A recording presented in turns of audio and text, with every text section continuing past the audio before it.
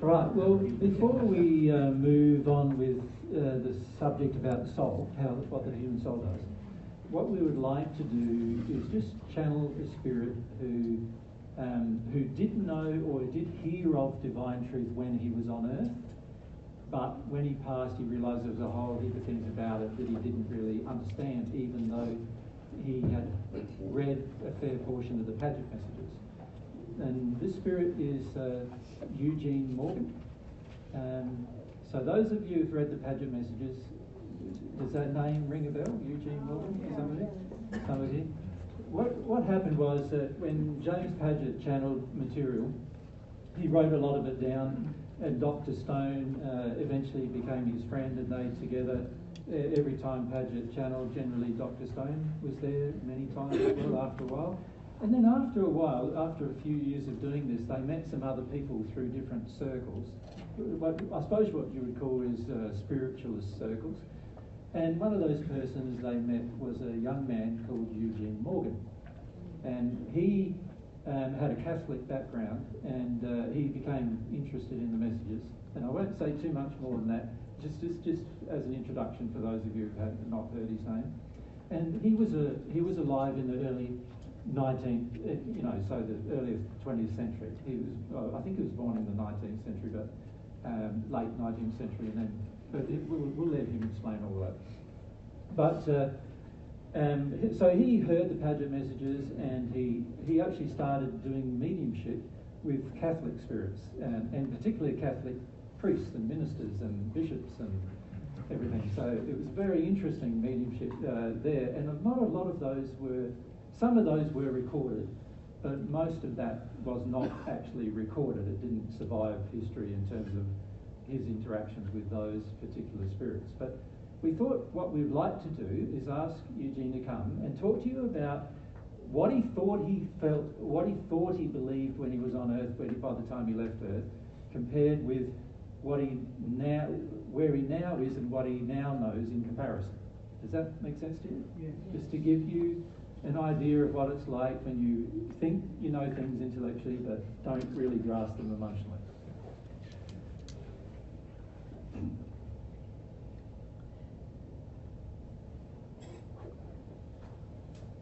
Hi, thanks for having me. Pleasure, Virgin. Yeah. It's my first time in this position. Yeah, that's right. Yeah. No one's thought to channel you before, but it's quite exciting. Yeah. So I understand what you'd like me to talk about. Yeah. And So perhaps if you give the audience here, some of them don't know of you or anything, perhaps if you give them a little bit of background about how you heard of divine truth when you're on Earth. yeah, it was through Dr. Stone, through Leslie. Yeah. And I was quite interested in the occult, we would have called it then, and I was quite fascinated by the science of mediumship, how this phenomena worked, and I began to get a good eye. I sort of frequented different circles, as you referred to them, and I began to have an eye for who was faking and who was real. Yeah. And so when I met Dr. Stone, he told me about James, and I had the opportunity to visit while channeling was happening there, and I quickly felt, especially not just when I was present, but reading the messages that had been received, that there was certainly substance there, and there was things that really appealed to me on many levels. I felt the authenticity of the channeling, but also I felt the substance in what was being shared. It quite appealed to me. So that caused you to experiment with prayer? Yes. Yep. Yes. And I did receive some of God's love while I was on Earth. And as you had mentioned, I did go on to do my own mediumship, which was quite fun and really lively. I enjoyed the lively discussions that I got to have with spirits. And yeah, it was quite fulfilling, but obviously I did pass, as you know, I did pass with quite some falsehood still in me. I passed really with, I wouldn't call it an air of superiority, but I certainly had some level of arrogance about what I thought that I knew. Yeah. And there were certainly things for me to face in this life.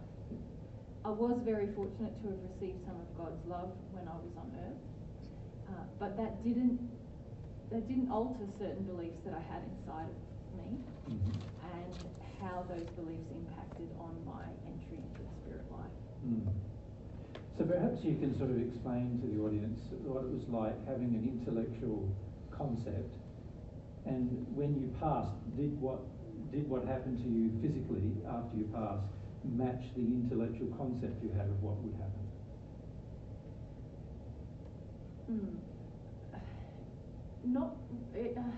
Yes, in some case, so no, largely no, it didn't match. Yeah. I thought that you would meet me when I passed, and as we have met, obviously, and you have assisted me in this life, but I wasn't met by you, so that was a bit of a letdown. And also, I suppose I believed that I would enter into the fourth or fifth sphere of the spirit life, and that certainly didn't happen. I entered into a higher part of the first sphere. And that primarily because? Well, there were certain feelings of entitlement that I had. I mean, primarily on a positive. What was the primary reason why it was the higher part? In a positive sense. From where I am now, that's quite a lower condition. I don't know. My faith in God really put me in that position. The fact that I had received some of God's love. And it wasn't a great deal of love, obviously, because I was in that position. But where would you have estimated you would have arrived if you hadn't had that faith? Into the hells. There were certain. I hadn't lived a debaucherous life on earth by any means, but there were certain feelings, such as I was referring to, about entitlement, certain feelings in relation to my mother, wanting to be mothered. Nursed. Yes, and that made me quite demanding on the women around me. And also, I felt that things of the spiritual life had more importance than those of the physical one. And so while you didn't properly live a life on earth, is that what you're saying? I avoided a lot of circumstances and responsibilities in my earth life, thinking that they were inconsequential, but in fact, as we know now, they had a large bearing on what happened after I passed. And if you didn't view them as inconsequential, you would have probably resolved some things that would have helped you progress even further, wouldn't it? That's right. That's why it has such an impact. I would have, and I would have understood my own personality a lot better as well. While I am someone who enjoys lively debate and I'm quite a force in many ways, I didn't want to assert myself in my earth life. I didn't want to create. It's interesting though, you did assert yourself in your earth life when you were doing mediumship with the Catholic spirits, for example. But not actually in your own life. That's right. I asserted my opinions and my desires to educate and change. But there's much more that I could have done with the Catholic Church on earth that would have helped me to deal with many fears and angers and entitlements that I had when I passed, and it would have benefited many people, not just myself as well. As you know, Mary and I enjoyed watching you do some mediumship with those Catholic spirits at times. And what gave you the conviction to, while you're on earth, to do this mediumship with conviction, but actually also not have conviction about dealing with your own life on earth? I was very concerned about how other people would view me and treat me. I suppose I when I was interacting with spirits, it felt like an honest exchange that I could have that didn't challenge my position in my society or the respect that I felt I deserved. Yeah. Yeah, that's one of the major reasons. But you were, like you said, you also enjoyed a good debate as well. Obviously, that helped. But in your earth life, did you enjoy a good debate as well? To some degree, to the degree where I felt that it wouldn't challenge my comforts, I suppose. Yeah. The esteem in which others held me with. Yeah. So there were certain friends and certain people that I would have lively debates with, and as my wife would tell you, I was quite an opinionated person. Yeah. I wasn't afraid to assert myself in that way. Yeah. But certainly matters about spiritual change and the spiritual sins, if I can call them that. Yeah. By that I mean the sins relating to spiritual belief on earth. Yeah. I was very unwilling to challenge those. Yeah. I wanted, in fact, the spirits that I was speaking to make those changes. Yeah. Rather ironically. Than, yes. Yeah. And I perhaps wanted a little them, inappropriately. Yes. Yes. Hence my issues with entry into the spirit life. I thought that I knew it all, and yet I wasn't willing to examine my own spiritual sins in terms of honesty and faithfulness in God in my everyday life. Yeah. And when you look back on it now, you can see that a lot of that was because of emotions you didn't want to face, wasn't it? Yeah. So after you passed, then, what emotions did you find yourself having to face that you didn't expect you would have to face? Initially, there was a lot of, I suppose, pain and regret. Yeah. When I was shown what I could have achieved. Yeah. So there's sort of the pain of omission, really, or not doing the things you could have done. Yeah, absolutely. So, and also, initially, there was quite a bit of shock and indignation, if I could say about the position that I was in. Yeah. Certainly, even though it was in the middle of top of the first year, you were still upset about that. Well, it wasn't. You expected more than that. I mean, if I'm honest. But it wasn't that, as you know, the top of the first year is not a disappointing place in which to reside. No. It was more a feeling that I thought I should get more reward for what I had done. Right. So that's what I mean when I'm talking about entitlement. So you intellectually did a lot of things that you thought you would be rewarded for, not realising that actually because the beliefs and the emotions hadn't changed, there would be no reward. Yes. Yeah, and I had to face it that in many ways I was quite cowardly. I thought of myself as quite a trailblazer, and yet I had to face that there were many ways in my life where I hadn't grown into a man in terms of being able to deal with a partner as an equal, and nor had I placed myself in my society as a leader. I had wanted to be accepted far too much for that. So what was your background on earth in terms of your upbringing? Did you come from a wealthy family or an average family, or what was the go there? Yeah, I would say it was upper middle class, if we had to define it. So you had enough money for you to not have to necessarily work, is that? I did work. I wouldn't say it was that affluent, but certainly I wasn't someone who had to work very hard every day like many of the people around me in society. And what was the relationship between yourself and your mother and your father? I would say I was coddled by my mother, that I was, do you know what I mean by that? I do, but maybe a bit more information for the audience. So, I was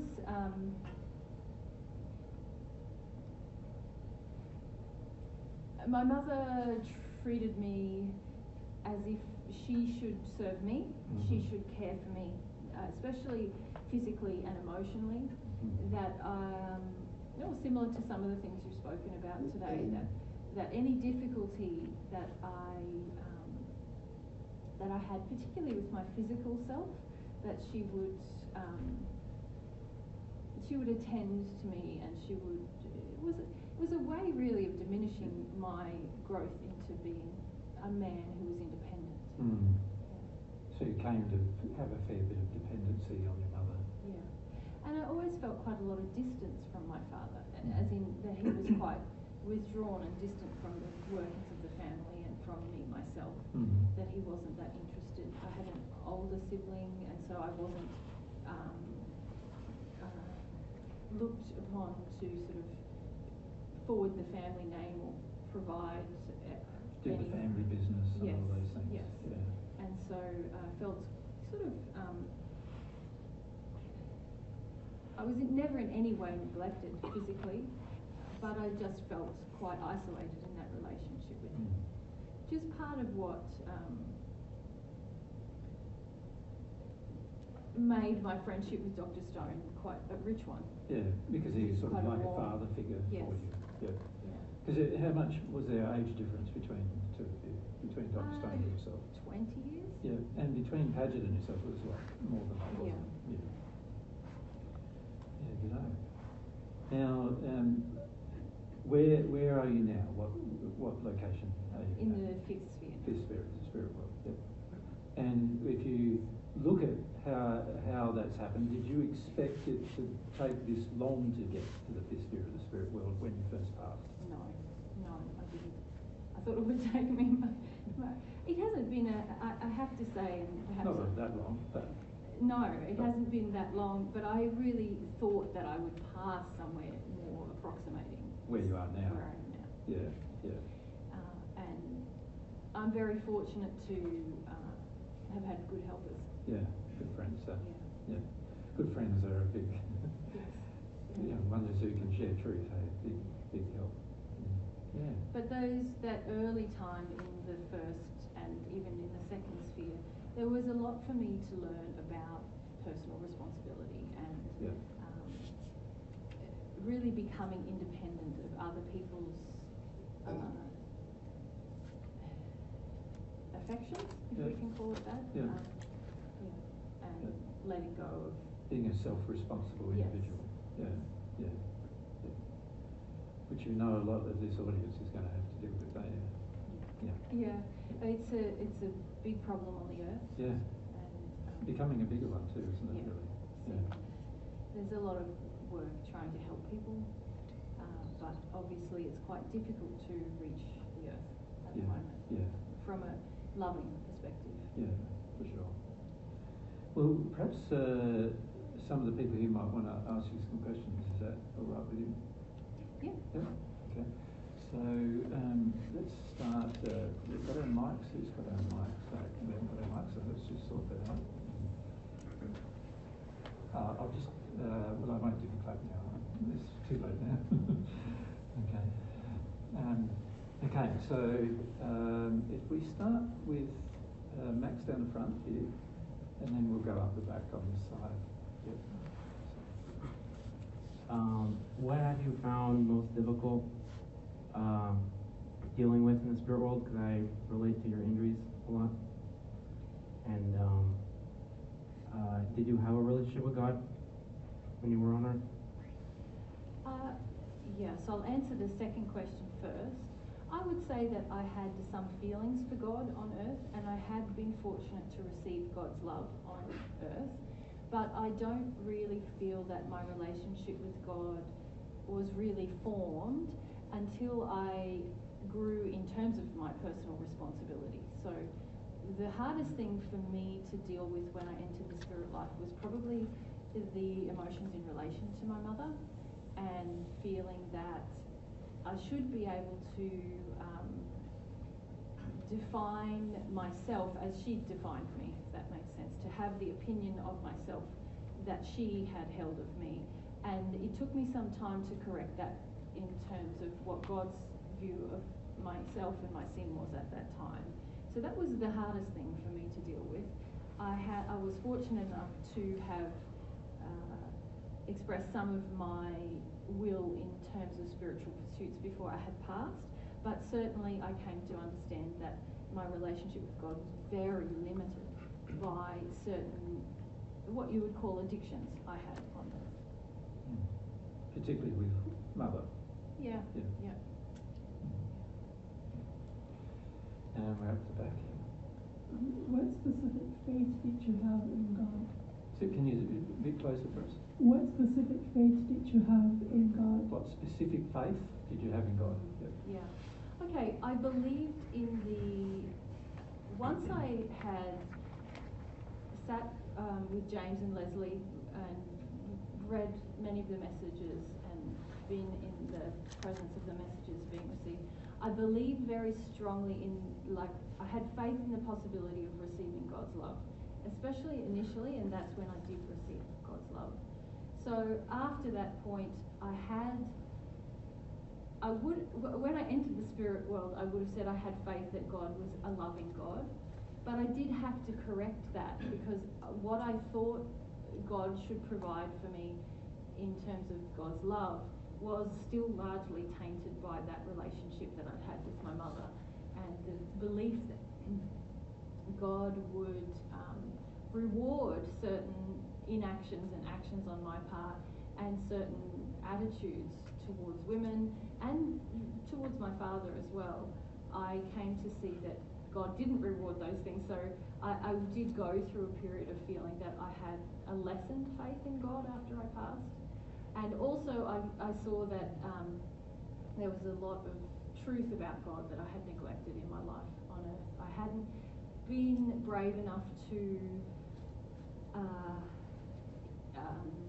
uphold what I felt from God in my day-to-day life. In terms of that, I mean, in my love for truth and the way that God's universe works, so the spirit life and so on, and the importance of truth, I hadn't been willing to display that in my life with others in my society, and so I came to see I didn't have much faith in the truth, actually. I had a love for it, but no faith in it.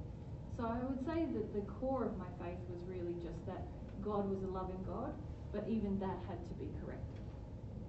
And can I ask, with that, you said you received a bit of God's love right at the beginning, and when you look back on it now, did that stop sort of soon after you received? Yeah.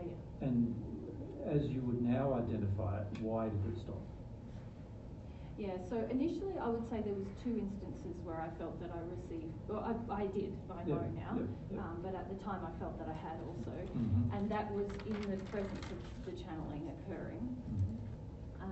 And in those moments, obviously my faith was a lot, and my feeling for God was sort of opened up. I felt not just a longing, it was a longing for God, not to get anything, but just a fascination and a wonder about God that really opened my heart up in those times.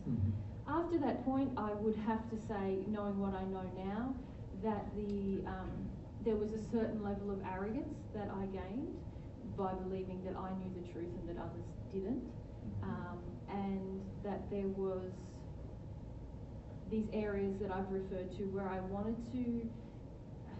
things to come easier. I didn't want to take responsibility for creating in my physical life.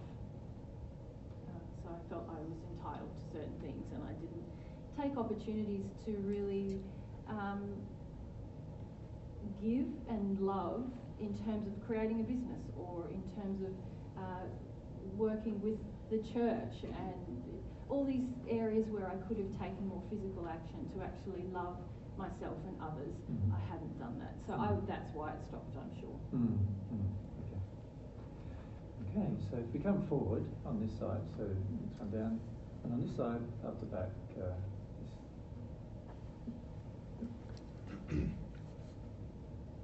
Hi, Eugene. Thank you. Close with the mic so we can hear you better. Hi, Eugene. Thank you. You had said that, I think you said you were shown you could have been a leader. Is that what you said? You realized afterwards that do you mean that if you had been brave and demonstrated that the truth, that you could have been a leader or affected more change here? Yes, exactly. That's exactly what I mean.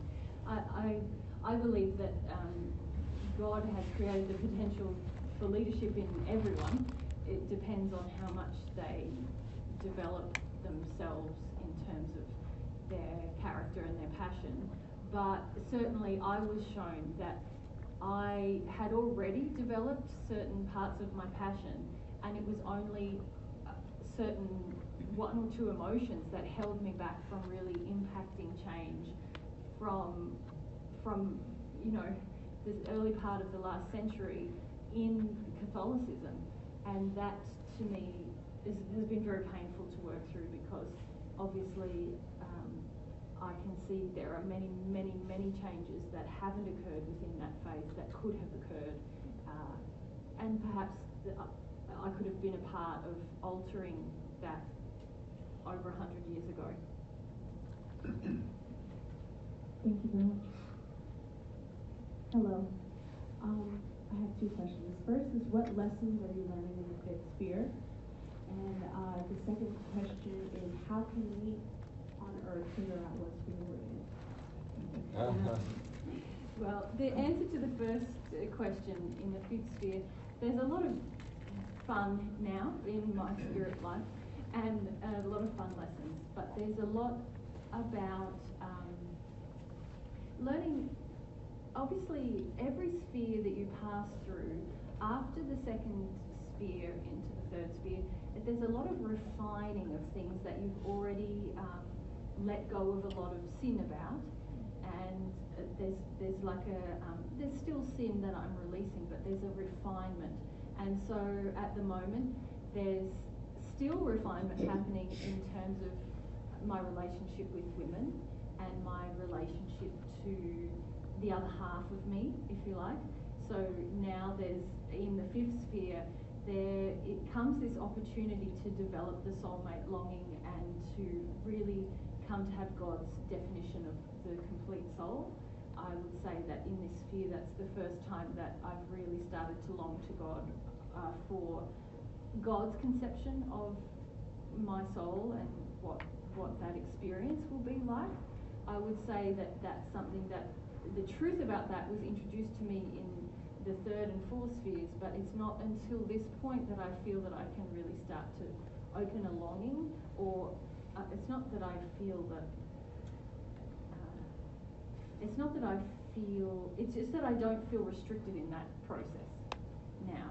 And so there's a lot about who am I really by God's definition, and a refinement of how I come to love myself and love the other half of me, and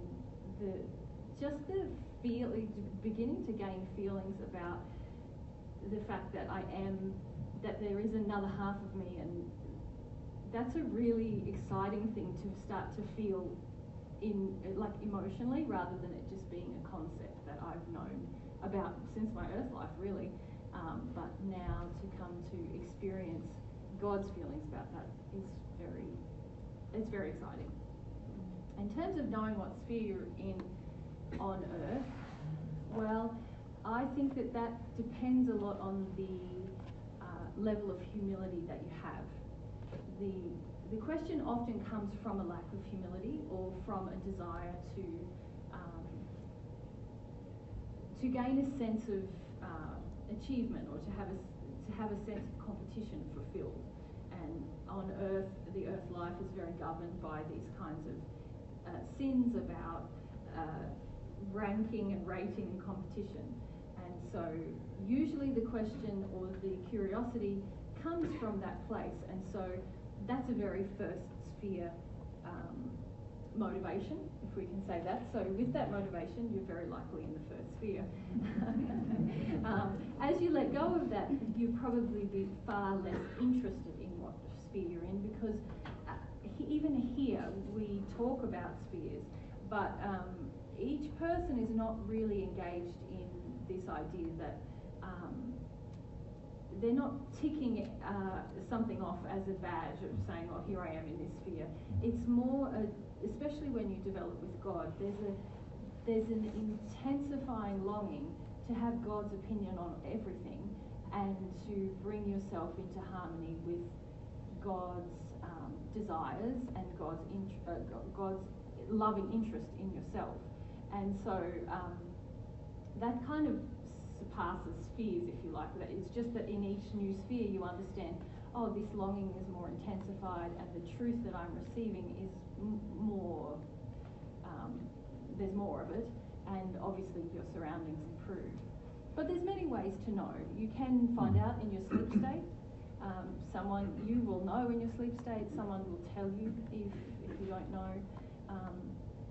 Can we say too, though, that whatever sphere you're in, once you have the humble attitude, you really want to maximise the amount of learning you can achieve in that sphere.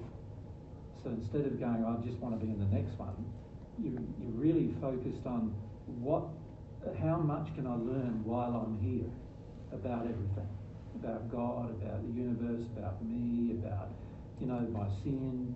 You want to try to maximise the effect of being in the location you're in to the maximum benefit to yourself and to others around you. It's like when you visit somewhere that you're very interested in. You want to see and learn and understand as much as you can, and you're not in a hurry to move to the next place because you really want to experience the place that you're in. So the higher you, and my experience is that the more that I progress, the more that feeling intensifies also. Yeah. Let's come down to Michael, and then we'll go back to Yang there, and on this side we'll come down to Jennifer right down the front, and then we'll go back.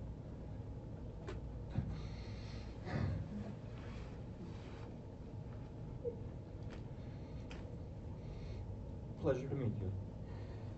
Closer with the mic too, Mark. Okay. Yeah.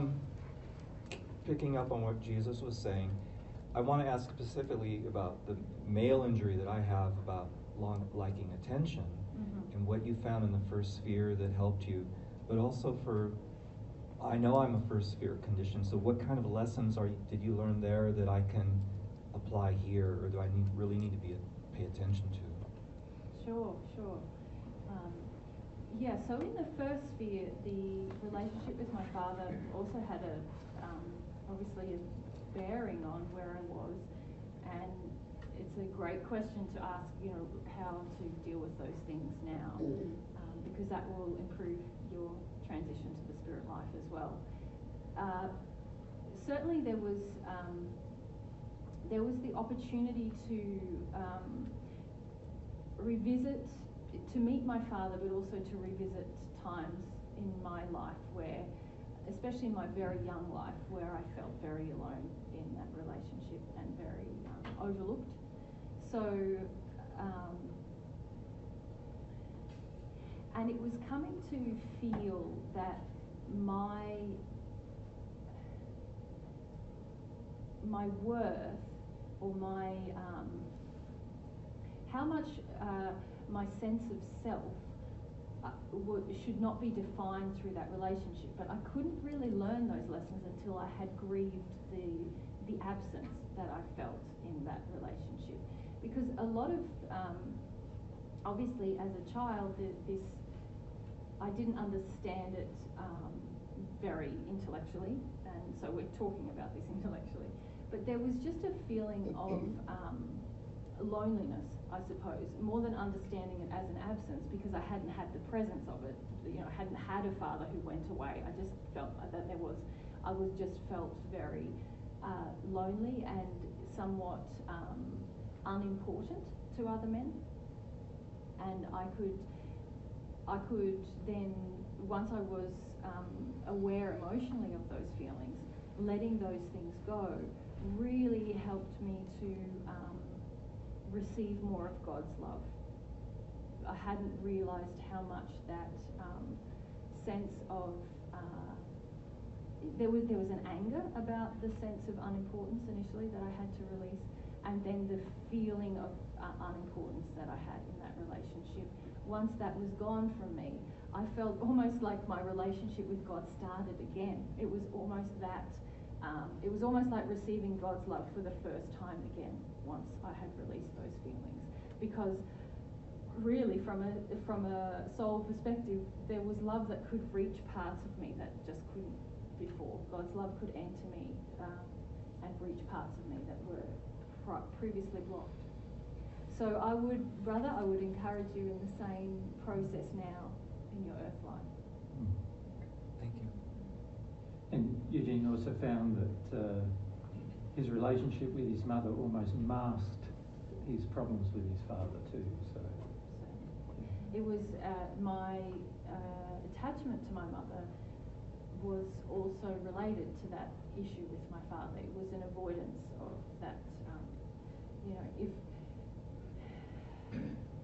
it's like for yourself, if you imagine your life without your mother being there, and without the things that you feel that you got from your mother, what that would feel like. It's quite isolated and quite alone, and that's really what I had to experience. I had used my attachment to my mother was driven in part just by the avoidance of those feelings.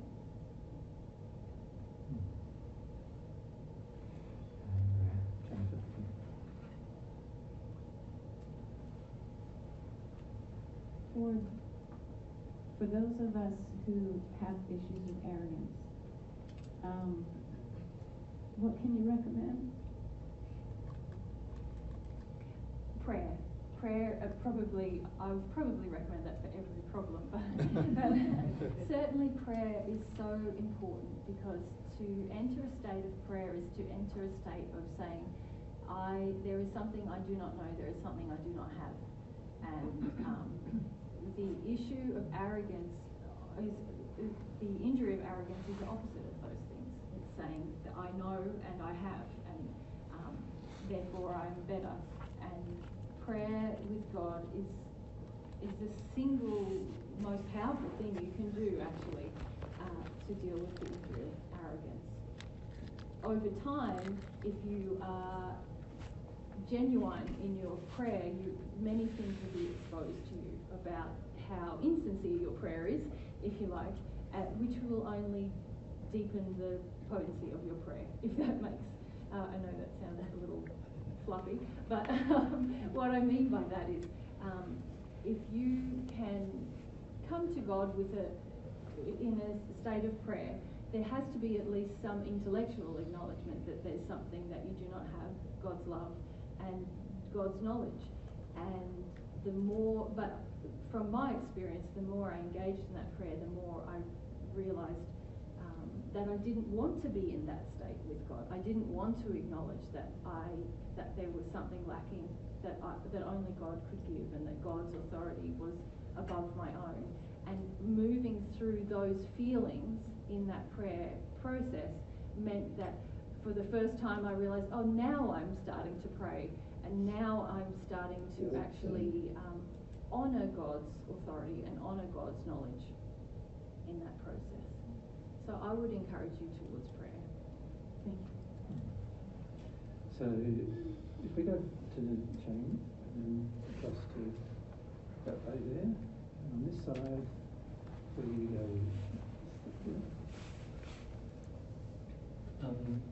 I just have a question. What do you enjoy doing in the spirit world? Like a couple of things you enjoy. It's a very chance question. Doesn't want to hear about any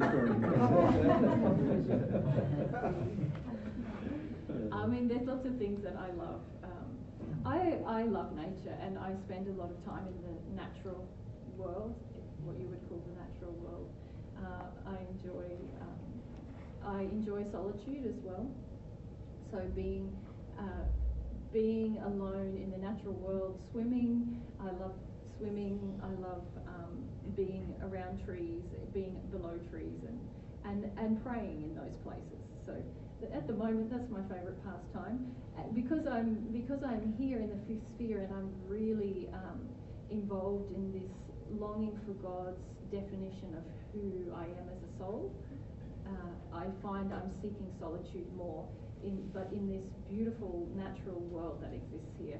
There's water and fish that you wouldn't imagine, and just trees and insects and like all kinds of sort of intricate parts of the natural world, what you would call the natural world, here. And I just sort of birds and it's wonderful. Yeah. So that's my favourite thing to do at the moment. Thank you. You check a person who constantly wants engagement with the world around him is generally avoiding solitude. And solitude, there's many times in the spirit world where you're going to need solitude. And there's many times on earth where you need it too in order to progress. It's just something to bear in mind for your life. Yeah. And we're going here. And then here. So yeah. Before I get to the question I was going to ask, you mentioned solitude.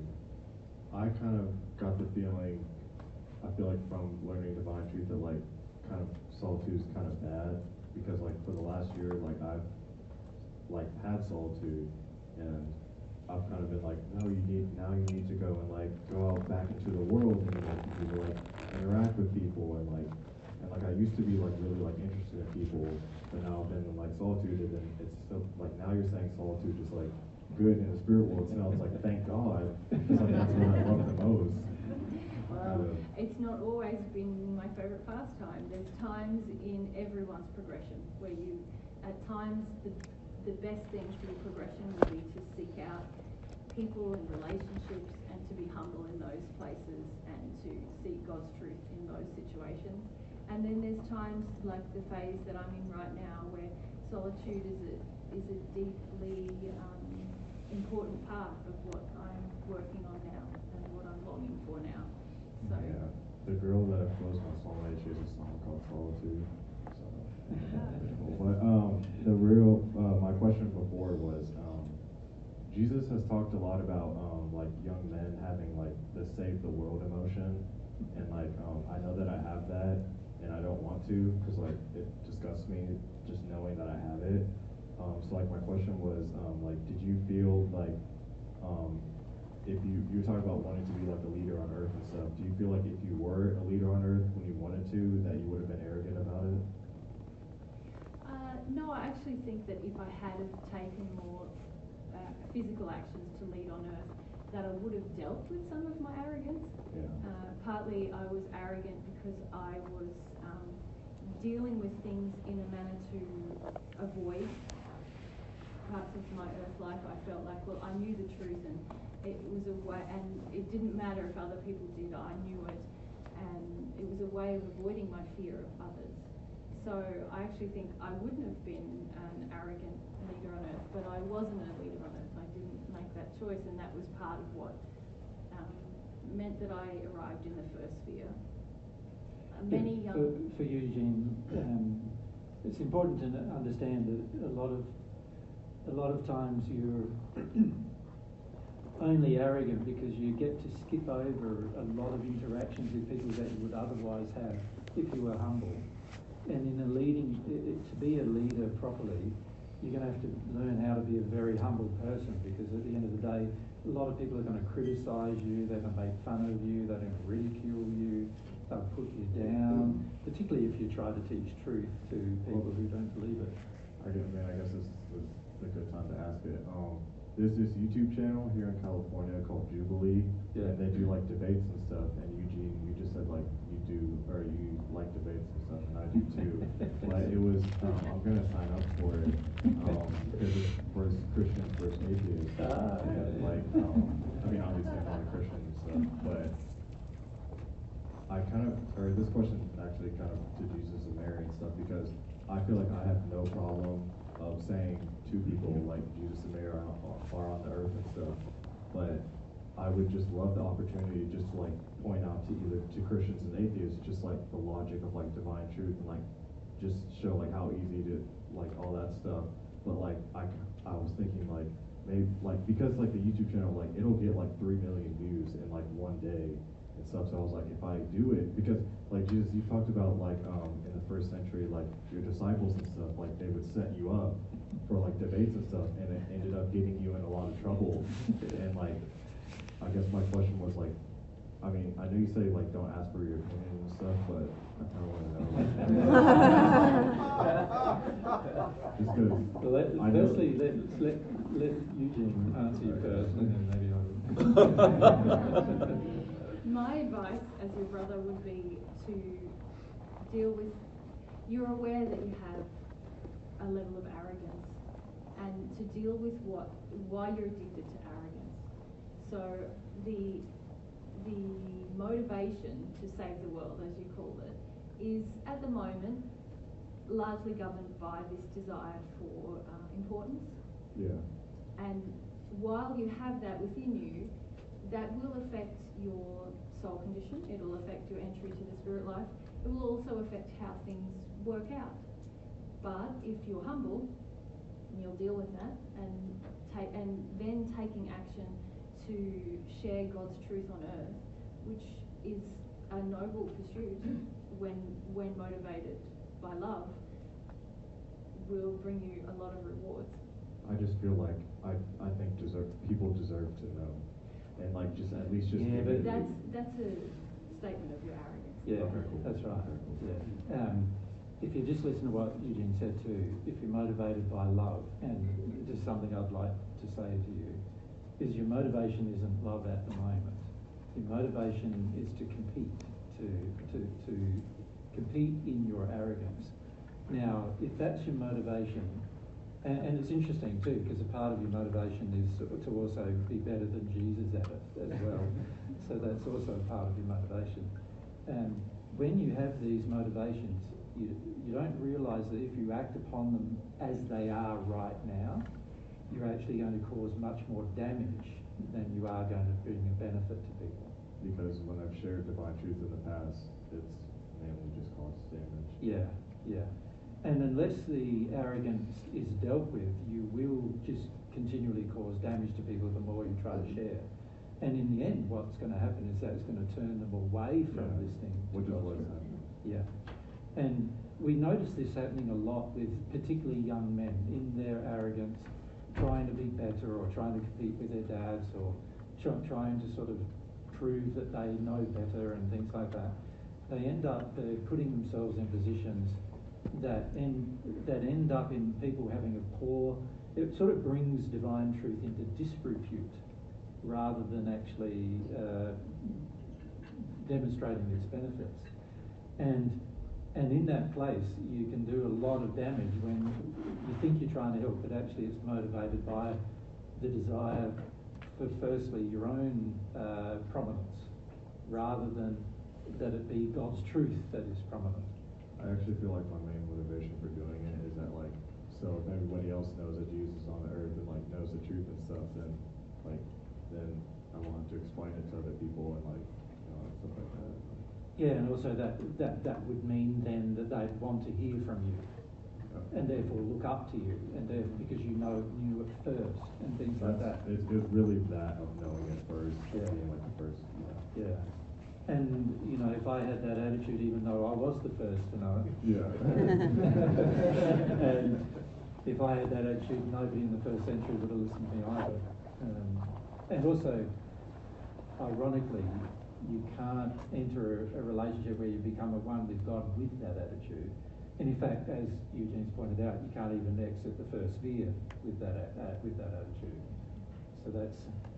So this is where you need to be quite circumspect. So while Eugene's saying yes, you need to be able to share divine truth, you also need to make sure you're sharing it with an attitude where you've actually got humility, not that you're trying to fake humility or that you're trying or any of those things, but you actually need to develop humility as a quality. My problem was I had a flaw in my character which said that I wanted to know the truth, but in a way that wouldn't challenge the people, my position, where I was in society. So I let fear govern me. The flaw in your character is more about Almost the opposite. Yeah. That's what I was thinking. You said it. So sorry, I didn't mean to stop Eugene, but you can okay. explain what That's the okay. opposite is, because it's important to be specific. Yeah. Yeah. It's more about superiority and trying to gain a sense of direction and purpose that is more important than others, rather than developing the character to see everyone on the earth and in the spirit life as your equal brother and sister, regardless of what they believe or what they know. And when you do that, then is the time to share. But you will find that there's other emotions then to confront, because you will approach the sharing of divine truth with much more character or much more principle, and that will mean that you know that you can't meet your addictions through the sharing, and then there'll be other fears and things, ironically, that will come up. That's the same for everyone coming from a place of sin. That there's, if one approaches any endeavour with integrity, you'd find that there's certain challenges you know you will face because you're unwilling to break God's principles in the process. Yeah. At the moment, you are willing to break God's principles in order to share God's truth, which actually fundamentally means you're not sharing God's truth.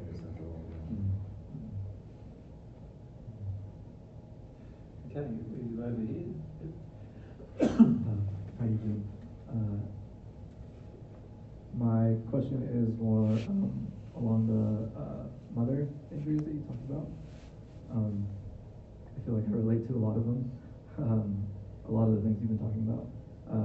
I was curious about, you were talking about one of the difficult feelings that you had to work through was what you felt like you wanted to have the perception of yourself that your mom had of you, something along those lines? Yes. Can I just stop you though for a moment? Each of you notice, are more focused again back onto your emotions. And each time Eugene's trying to focus you on your beliefs, and you're not even hearing him say that hardly. Every time he's saying there's the belief you have, there's the belief you have, and then when it comes back to what you want to talk about, you're saying my emotion about my mum or whatever. And the thing to be more reflective upon is when Eugene's giving you answers, he's talking to you about your beliefs, right? Not your spiritual beliefs. So, and there's still not a very strong, in your own minds, there's not a very strong correlation between the emotion you face and the beliefs you have.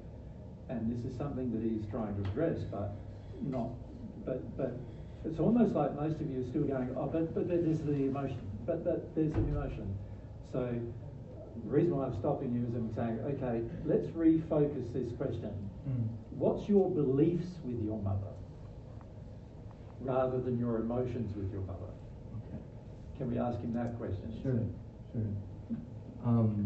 You had a belief that you were what you felt your mom felt about you, which was elevated, maybe.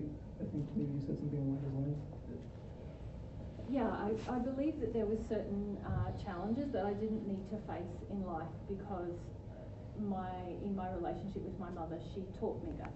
She taught me to believe that there were certain things that I shouldn't have to deal with, not just in a physical sense, but in an emotional or spiritual sense.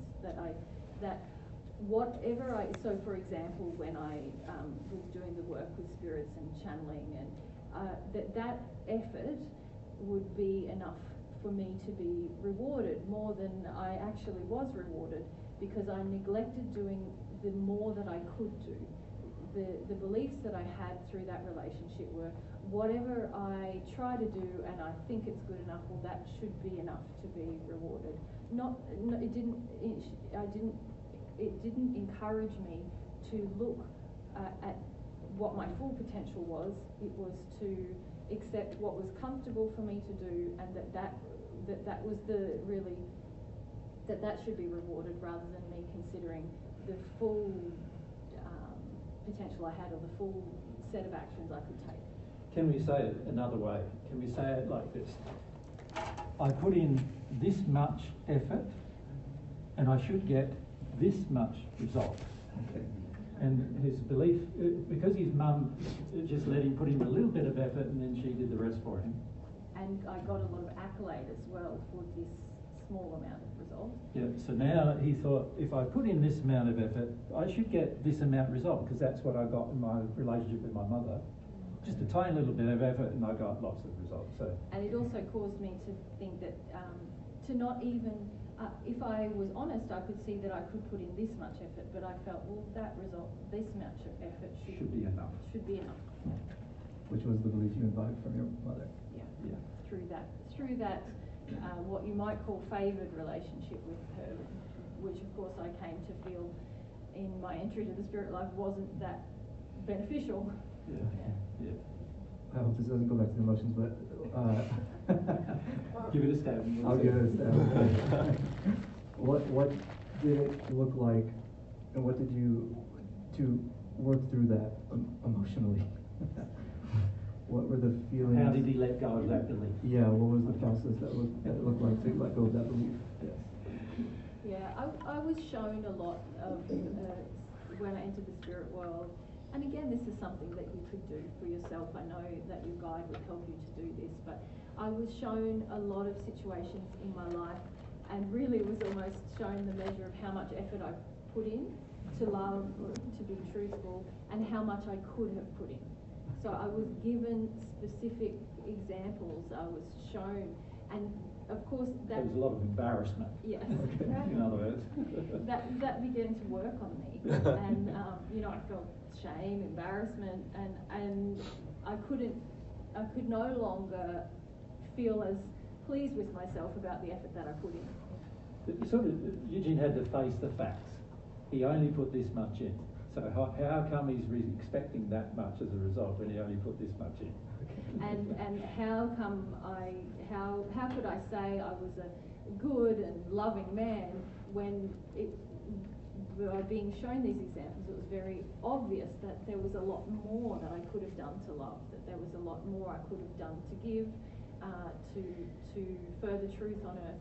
These things were very apparent to me, and there was quite a lot of pain about that to feel.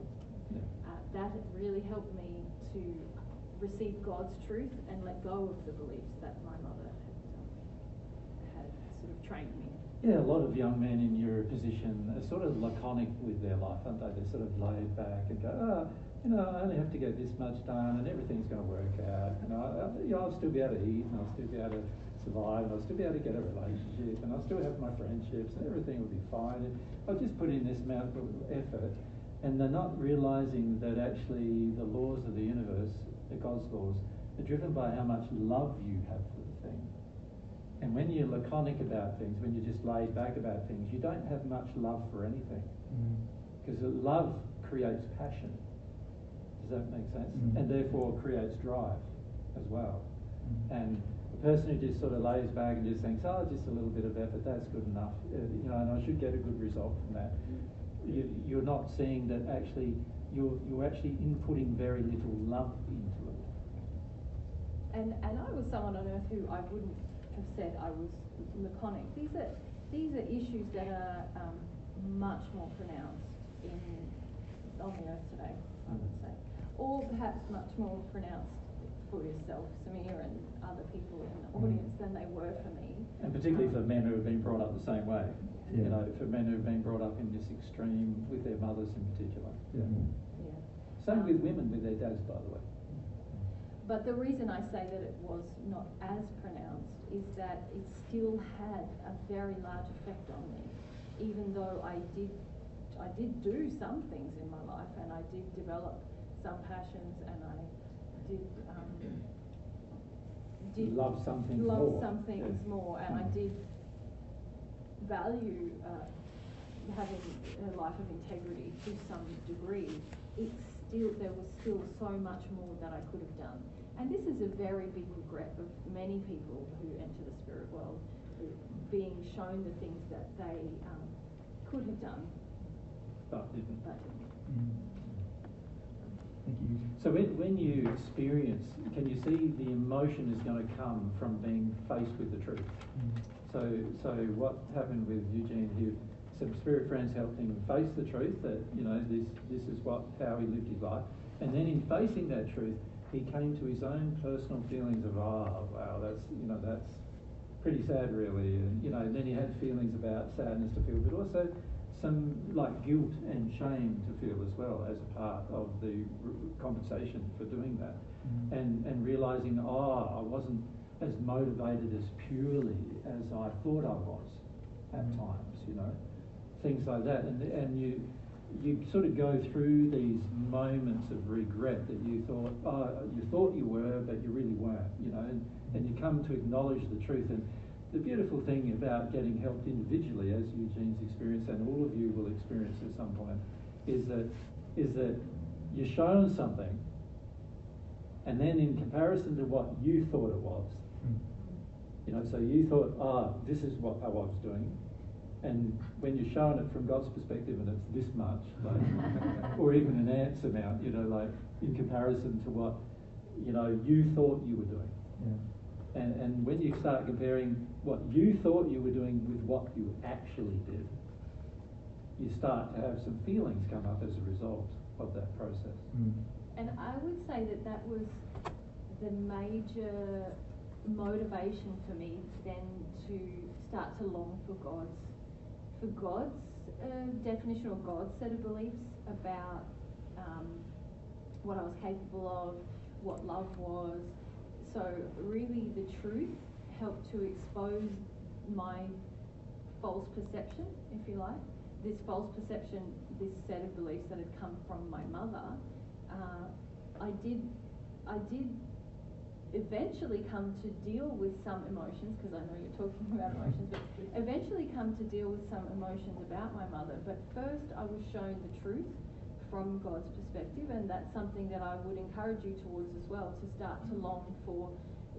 Be reminded of events in your life and be shown what more you could have done or what more your potential was in that place. And the pain and shame and embarrassment of that for myself was enough for me to start to long for some different definitions, or different truth. And in that process, as I longed for that from God, then emotions surrounding my relationship with my mother were released from me. But it was really the truth first and the longing second, and the longing was really for God, more of God's definition surrounding myself, that helped me release the issues with my mother. So I didn't start at mum, I started at what could I have done more in my life on this. So it's like yesterday, he started realizing that applying the universal truth to his personal internal world was going to be the thing that benefited the most. And once he did that, certain emotions were going to come up naturally as a part of that experience. And really, I'm very grateful to my brothers and sisters here who helped me in that process, because they didn't focus me on showing me, here's the truth of your relationship with your mother. They showed me, here's the truth of your life so far, and here is the ways that it's missed the mark of love, and allowed me to have feelings about that process. And then they that process led me to beliefs and emotions and the dynamics with my mother that were naturally released. I was more motivated because I'd been shown the truth about my own potential at that point. Okay. So the beliefs weren't the focus at the beginning. It was more being exposed to the truth of your condition. Well, the truth exposes false beliefs, doesn't it? So you can see, in a way, that beliefs were the focus, but by getting the truth, the false beliefs get exposed. Yeah, I would say more that my point was more the truth helped expose the false beliefs I had about my own potential. I then longed for God's truth about my own potential, and in that process, issues surrounding my mother and the origins of my false beliefs were exposed. But I didn't start the process focusing on what are my false beliefs with my mother. It was more, what is the truth of my life. Yeah. So a lot of times, for example, we're having conversations with people when they ask me about emotions about their mother, and frequently instead of answering that, I'll answer them by talking about the truth of their attitudes towards women, for example. And they go, but I didn't ask about women, I asked about my mother, and I feel grief with my mother. But start looking at your attitudes towards women. This is what's now playing out in your life right now, is your attitude towards women. In this case, you're saying that his relationship with mother even affected his attitude about how much effort he was going to put into something, and how much worth he attached to certain things, and how much priorities he put on those particular things. And he didn't realise that until he was shown, this was your priorities, and this is the effort you put in. And does that make sense? Until he was shown his actual actions, there was no way of identifying false beliefs in any way at all. He had to come basically face to face with himself, saying, this is the life you've lived. Look at it. Look at the life you're living. Yeah. Which then created the motivation that to go further. The motivation to find out the beliefs that are false, and also what is the truth. And once you find out what is truth and what is false, then you start feeling some pretty big feelings, like regrets and shame and guilt and sadness. And in the process of feeling those feelings, you then end up feeling like, oh, I can see this. Eventually you get to see, oh, that came from my mum actually. And my relationship with my mum, my preferred, what I preferred to get from my mum and things like that. But that's sort of at the end of the process, not at the beginning. Yeah. Initially, being shown the truth exposed the belief. Each situation, I would be shown what more I could have done or could have achieved, and I could feel, I believed that I couldn't or I shouldn't have to take those extra actions. So the beliefs were exposed just through exposing me to the truth, I suppose. But the pain of that then created the motivation to really seek out where those beliefs had come from. And really that happened as a natural process. Yeah. Now, you've already seen this a lot with the channeling we've done while we've been in San Diego, because remember the spirits we channeled who believed in reincarnation. As soon as we started talking about, all I had to say is reincarnation is false. And as soon as I said that group of spirits all of a sudden had emotions. What are they, false? I've been believing this for thousands of years. What are you talking about? False? Like there's all this confusion, there's all these other things start coming up because they were just faced or confronted with the belief being false that they had always thought to be true. Make sense? Now this also applies to beliefs about yourself. When somebody shows you the truth of what you've done, and then you compare that to your belief about yourself, you go, what? I didn't know I was like that, but my actions show that's what I was like. And then you that starts bringing up emotion, and then you start working on that. If you're unwilling to look at the truth, then obviously, then you can just stay in denial, and tune out of it, and the truth is not emotionally affecting you. But as soon as you allow the truth to emotionally affect you, now all these things will start coming up once you're faced with a false belief or what is the truth. That makes sense? Yeah. And this is the same thing as to whether it's a spiritual truth in the sense of like a universal spiritual truth, or a spiritual truth relating to your own internal system of beliefs. Yeah. Thank you. We come over here, straight across. The one behind, sorry. Yeah, sorry. Okay. If I remember correctly, you said you're in the 5th sphere. Is that when you cross over to the 6th? Is when you do the soulmate union? Is that? No. Okay. So that was a misunderstanding on my part. However, you stated that you're trying to ask God like who you are in certain aspects, but obviously that requires the other half of you. Well, I guess I said that incorrectly. Maybe it requires, I guess, wanting to know the other half of you more, because it's... Yeah, at this point in my progression, I feel I'm really longing to feel from God that there are two parts of me, that I'm not just this... So I've known about that concept since my life on earth, but I'm now in a point in my progression where I really want to receive from God the full conception of what that means, what that experience is like, what is God's definition of who I am as a soul, as an entity. So fundamentally, you're asking, has he met his soulmate, right? Well, yeah, but and And he's obviously trying I to want to explain to you know. the process that he's going through, even if he's met his soulmate. This is a process he still has to go through. Yeah. Yeah. My understanding at this point in my progression is that I won't fully recognize or experience my soulmate in a loving way until I receive this from God, this knowledge from God, this soul-based knowledge from God. Okay, so I guess I have certain beliefs that and fears that I wouldn't be able to meet my particular soulmate until the spirit world, right? Which Till the fifth sphere. to the fifth sphere, which to me seems like, oh my gosh, how am I going to get there, right? Because it brings me excitement to the soulmate. I love love, obviously, I think that, but I have a lot of injury involved. Is there anything that you could give, I guess, advice to as to how we can develop that in this lifetime? I think your brother and friend has been teaching you how to do that.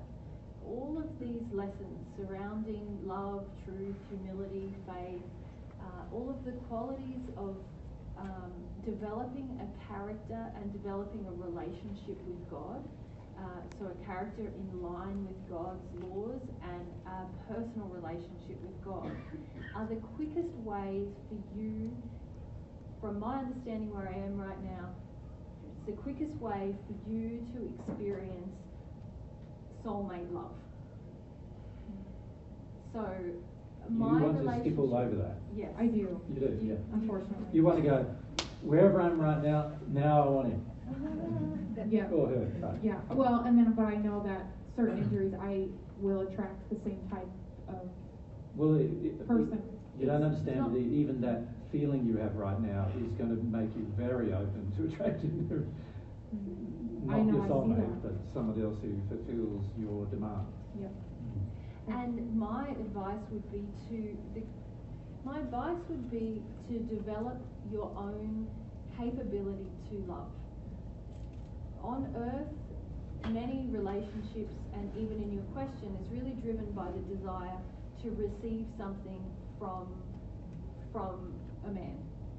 And really,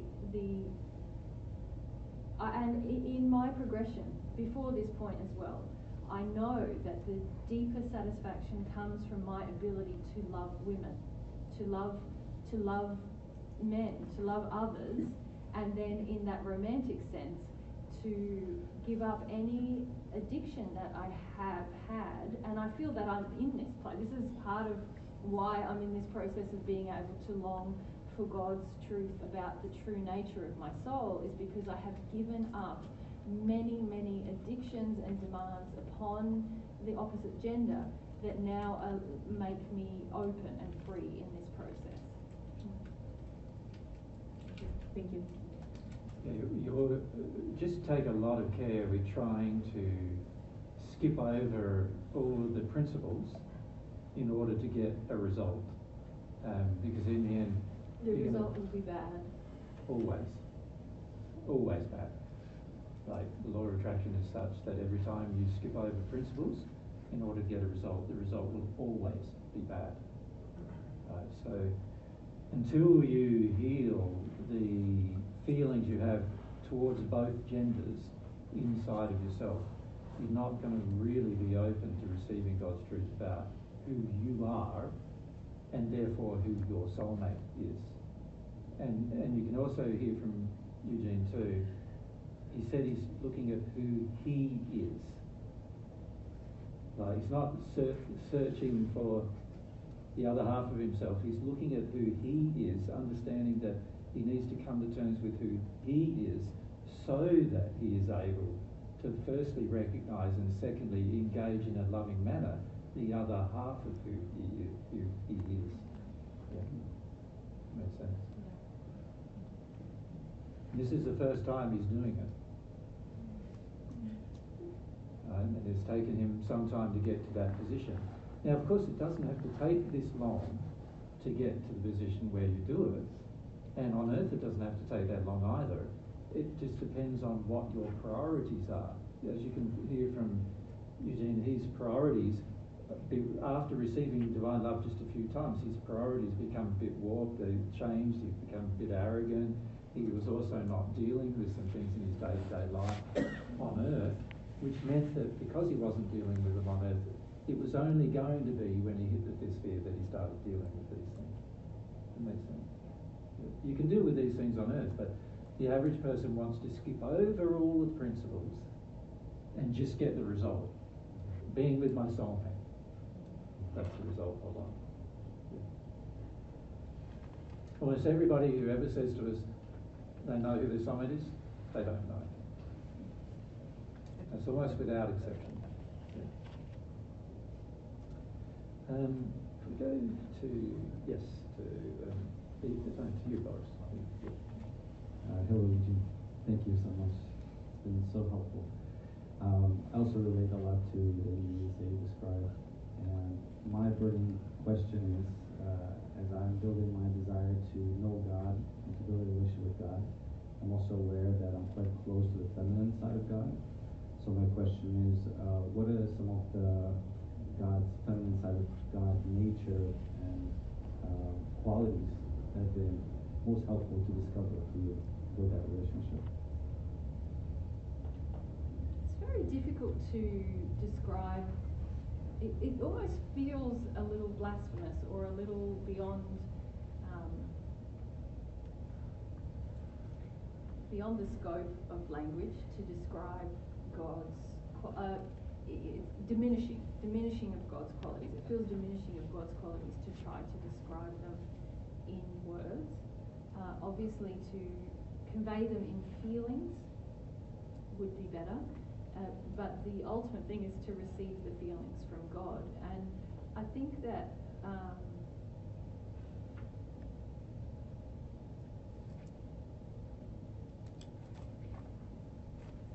God is the I don't feel that it's correct for me to try to describe those things for you. I feel it's very important for you. It won't assist you in your progression if I describe qualities to you. The only way for you to grow in your progression is to receive the experience of those qualities from God herself, and that will require effort on your part as well it should. Can I suggest, Forrest, that if Eugene did describe God's qualities, his feminine qualities to you, you'd be very tempted to take all of that intellectually, not feel any of it, and then to believe you know what it means to connect to the feminine side of God when you're not actually doing it.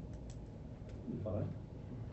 And the big issue we face in describing a lot of things that we teach is this issue that unless you're feeling things, you really aren't going to understand the answers very well anyway.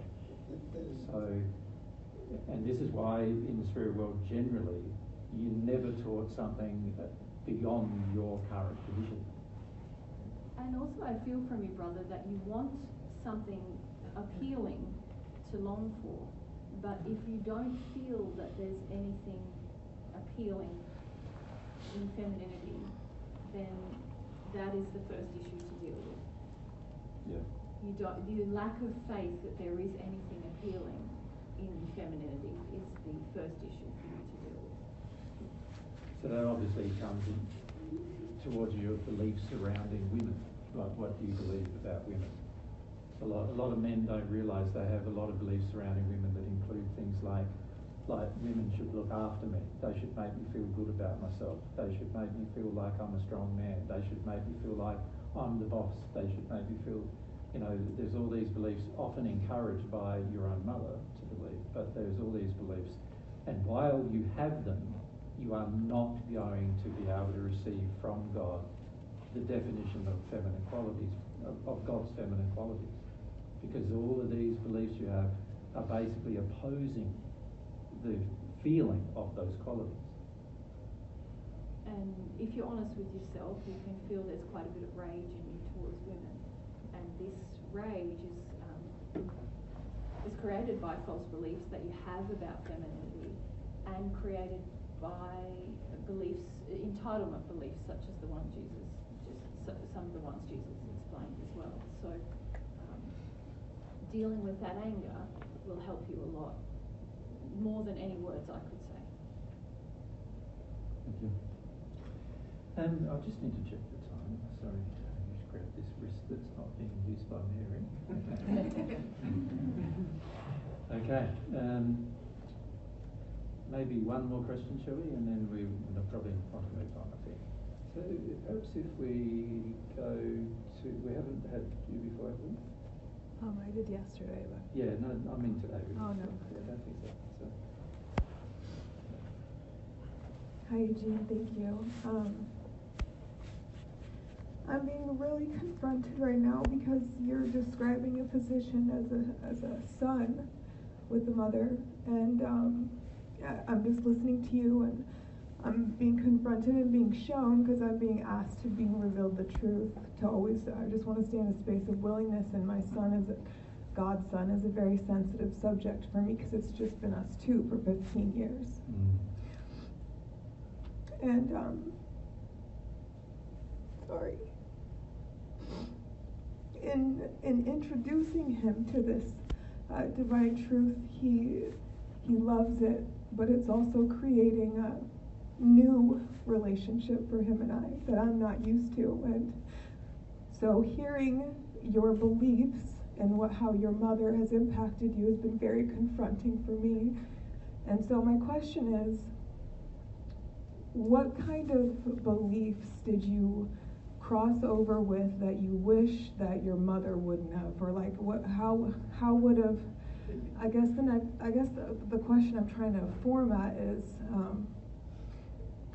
being in the position I am now, how do you wish your mother could have approached you with the level of integrity and honesty to help shift your beliefs, if that makes sense? Or even not create them. Or even not create them at all. Yeah. Part of your pain is coming from the recognition that you have created certain ones of these beliefs. It's so much more impactful than I thought. I thought I was being a good mother, and it turns out I'm actually not. From God's perspective. Yeah. To consider your question,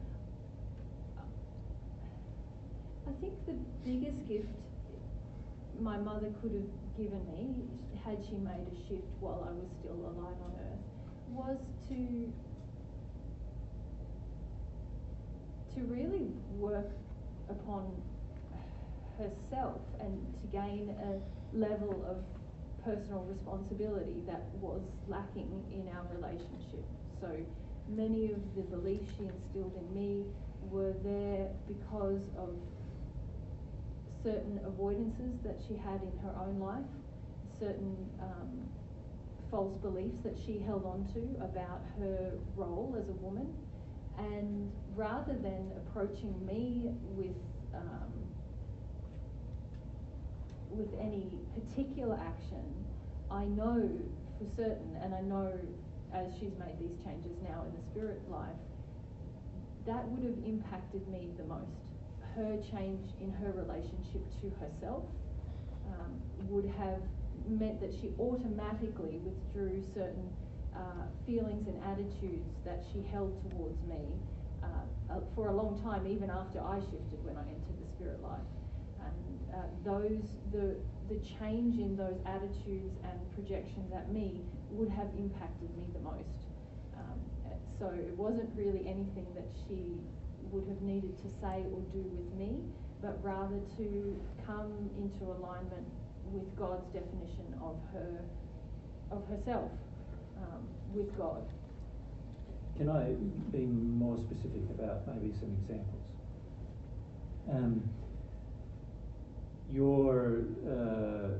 Your feeling of being a mother is the mother role is very important, but you don't see it as a teacher role. You see it as a mother role. I thought I did. So. I thought I saw it as a teen. Actually, I've been more or less attempting to, since finding divine truth, like telling myself I'm this guide. I'm not the end all be all. Yeah. You know that God is, and so I've really been trying to exercise that. But you like the feeling of being a mother. I do, and it's actually right when Mary started channeling, I could. I'm getting shown so much just sitting in here. There's a group of female spirits around me that enjoy controlling men, and in fact, having a son to raise creates an effect where they get to mold a man into what they think that it should be, and it's correct. Now, can I just point this out? This is where I was headed. Was when you want to mold a man into what you think he should be, that's because you're not with a man who is already someone you admire and long to be with. Oftentimes it's driven by your own loneliness too, isn't it? Like and that was what I wanted to say. There's a feeling to gain companionship rather than to lead and teach in a relationship. That's right. So you need your son to be your male companion, really, rather than to be a child who's going to be taught. Right? Now in that process, he now has a role. His role basically is to fulfill your soulmate relationship without you having to have a soulmate relationship, or without you having to feel the loss of one, or without you having to feel like you don't have one. So in other words, he's now got a role with you. In the process of having a role with you, now you're going to do certain things that you're trying to demand towards him. You're going to want him to feel certain ways towards yourself. And then he'll feel like he has to feel those ways towards you and won't want to.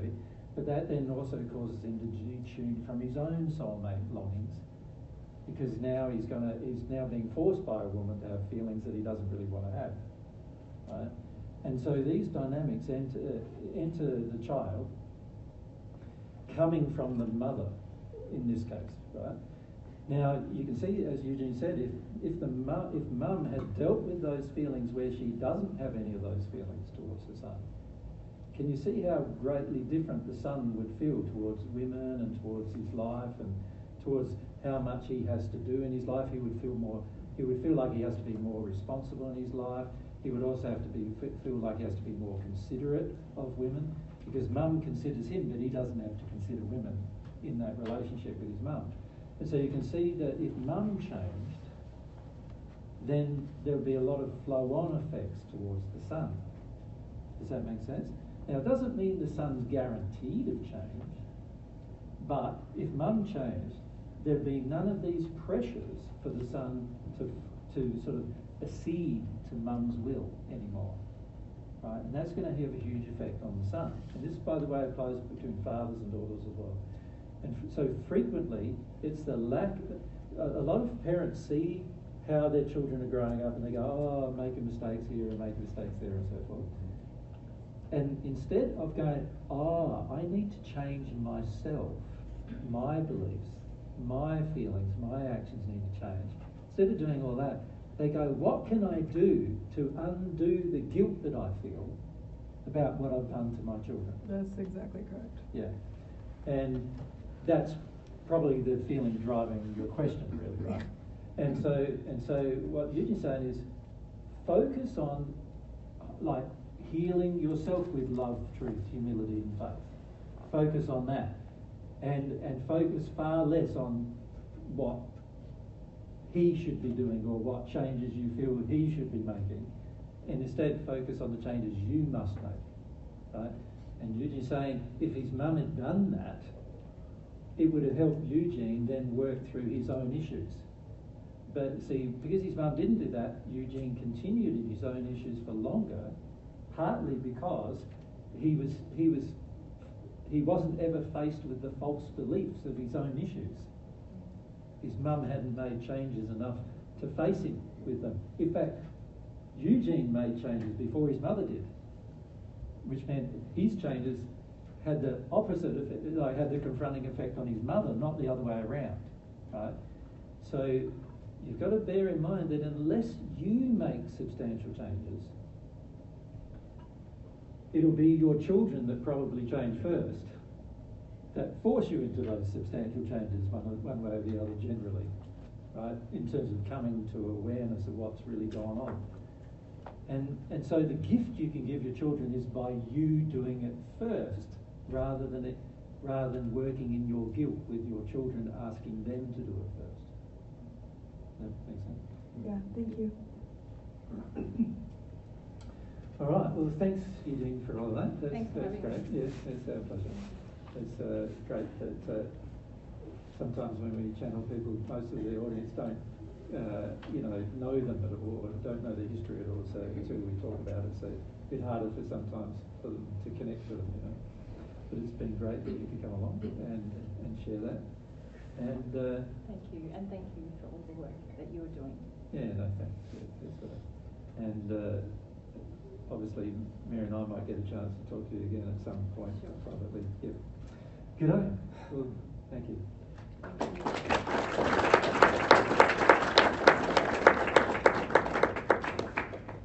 Jolly. That was good.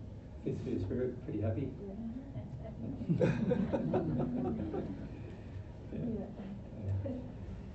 Yeah. So the main reason why I wanted to do that with you this afternoon was to show you how most people come to terms with the truth. Remember yesterday morning when I began our conversation with you, I said there's this external truth that God has that many of you are fascinated by, right? And you continue to be fascinated by it. And then there's this internal stuff that many of you feel like almost the complete opposite. Like, I don't want to know any of it. And yet, unless you come face to face with your life one way or the other, you are not going to ever face the internal truth, and therefore never will benefit from the external truth. So Eugene, even though he knew the external truth when he was on Earth, passionate about it, yeah, fascinated and passionate. It didn't really benefit him a lot, aside from the fact that just for a couple of times he received God's love. But aside from that, it really had no other effect on him while he was on Earth, other than that. And the main reason why that is the case is because he never brought it into himself and faced up, sort of compared his own life to the external truth he was learning, and said, where am I measuring up and where am I not measuring up? So this is not an act of self-criticism. This is an act of what all of you will be faced at some point, where you end up having a desire to know where you're at, not because you want to tell yourself you're in the fifth sphere when you're not, but because you want to know exactly from God's perspective where you're at. Because if you know that, then you know what needs to be changed. And the key is to be humble enough to see where you're at. Now, anybody who loves you and who's in a state where they can tell you where you're at is going to benefit you. But it's not going to be pretty, because many of you believe where you're at, similar to how Eugene felt. He felt he was in the fourth or fifth sphere. That's where he thought he was at. And then he arrived in the first sphere. So not necessarily terrible place in the first sphere, but he arrived in the first sphere, and one of the feelings he had was a terrible disappointment, because his own idea of where he was at didn't match where he ended up. Right? And that was because he didn't face reality when he was on Earth about where he was at. Does that make sense to all of you? Yeah. He didn't face God's truth of this is where you really are right now. Right? Now, you can, to face God's truth about where you are right now, there has to be a passionate desire in you to know where you are right now. Right? And whenever a person's in a state of arrogance or when they're in a state of self-deception, they are never wanting to know where they are right now. And in not knowing, you've got nowhere to start your journey. And you just don't start your journey if you don't know where you're starting from. So it's very important to come to terms with the fact that anybody who loves you, and anybody in the spirit world who loves you, and many of them are trying to love you right now by showing you where you're at on certain things. They're trying to show you. And many of you are going, get away from me. You just think I'm a bad person. You know, you're saying, you're just treating me like I'm a bad person and I know I'm better than that. This is negative spirit. This is so much negative spirit influence.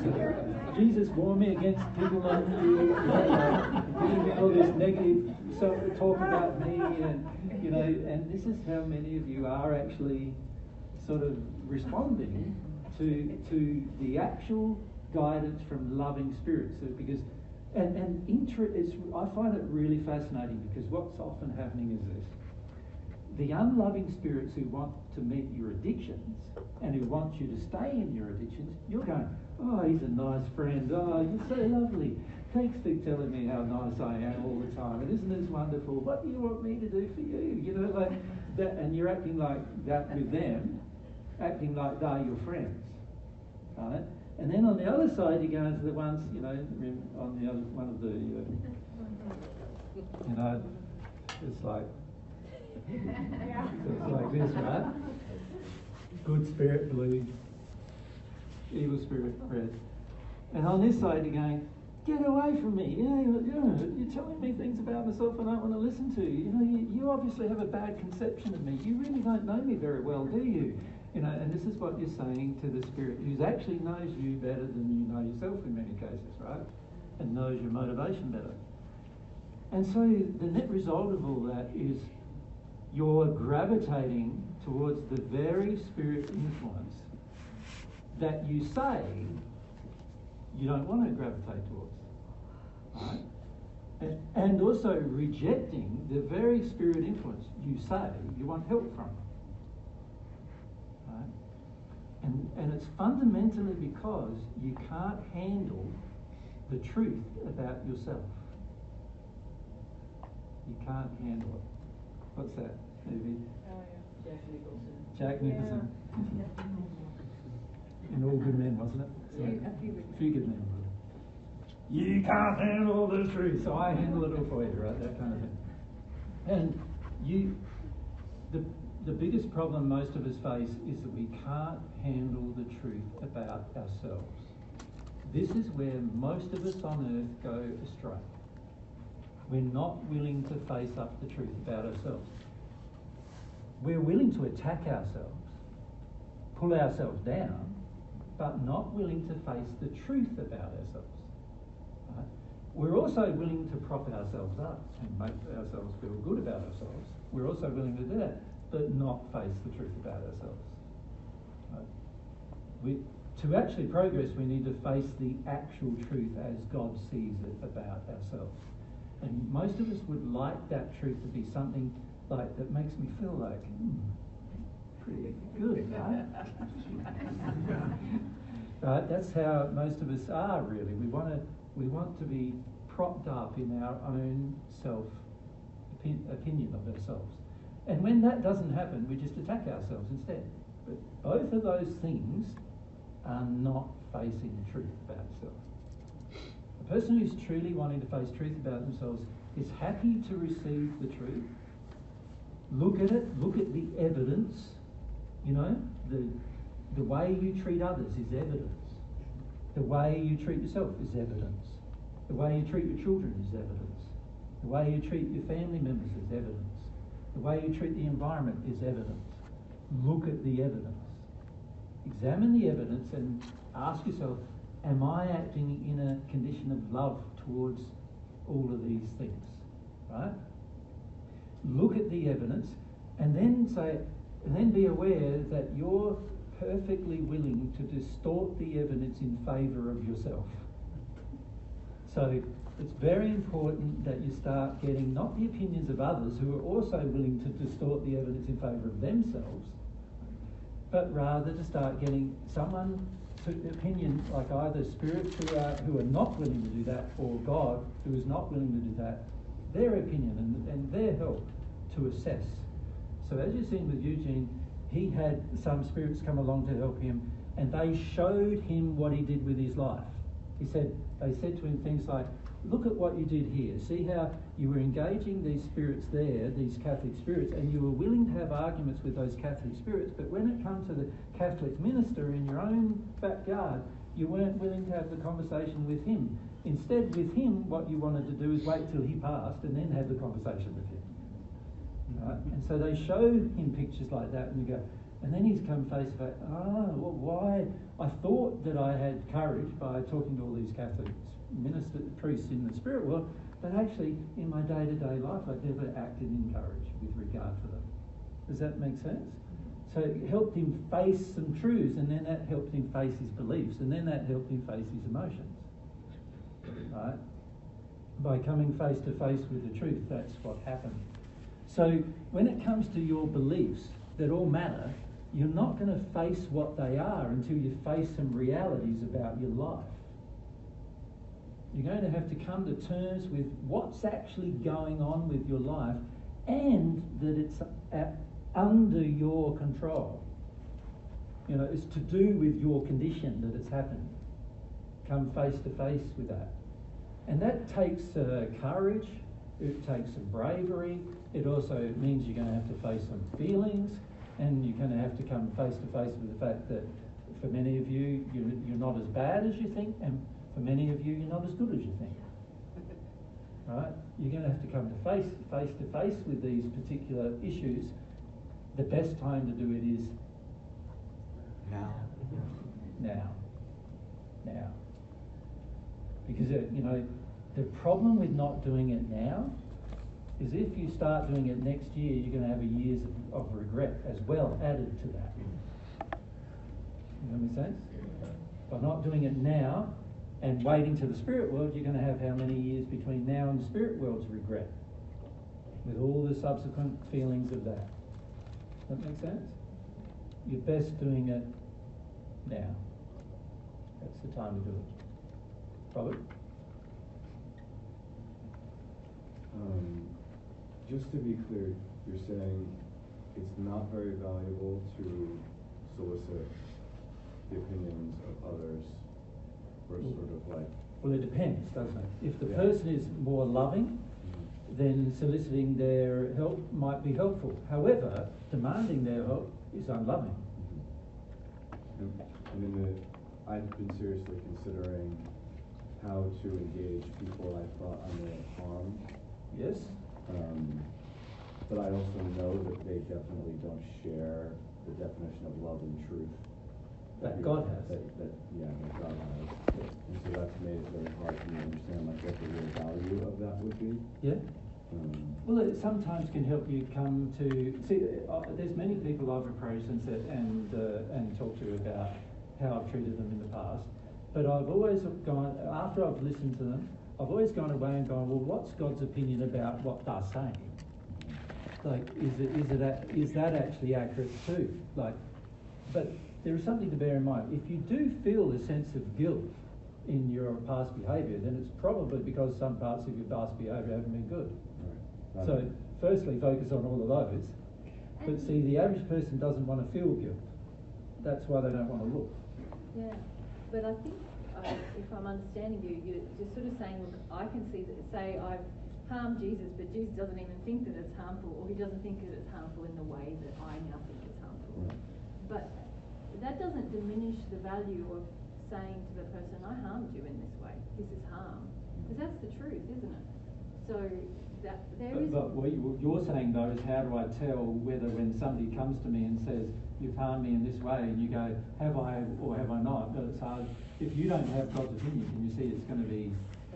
You might be being blamed for something that wasn't even your fault. Right, and that's I'm actually saying both of those things. Okay, we picked it up. Yeah, So if you're sure, by God's definition, that you've harmed the person, even if they don't agree, there's value in being truthful, isn't there? Yes. Yeah, well, because it also, at some future point, they might look back at that and go, oh, actually, this is what Robert meant. This is happening, you know. But then if people are just approaching you going, you've harmed me this way, and you've harmed me that way, well, then you have to work on your relationship with God to establish which bit was harm and which bit was not. Pretty much everyone in my life was doing that. When I started, like, everybody was saying I was the harmful person all the time.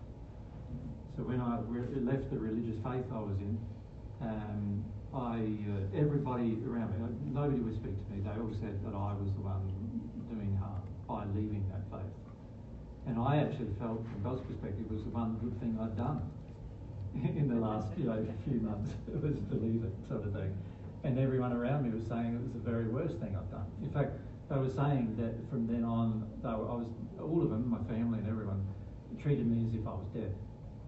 Wouldn't speak to me, wouldn't acknowledge me in any way, wouldn't talk to me. And if I had died, there was a period in my life whereas if I had died, nobody would have known for years. Yeah. But and there's even, if you don't mind me saying, but like in your relationship with your sons, areas where you know you've harmed them and they don't think it's harm.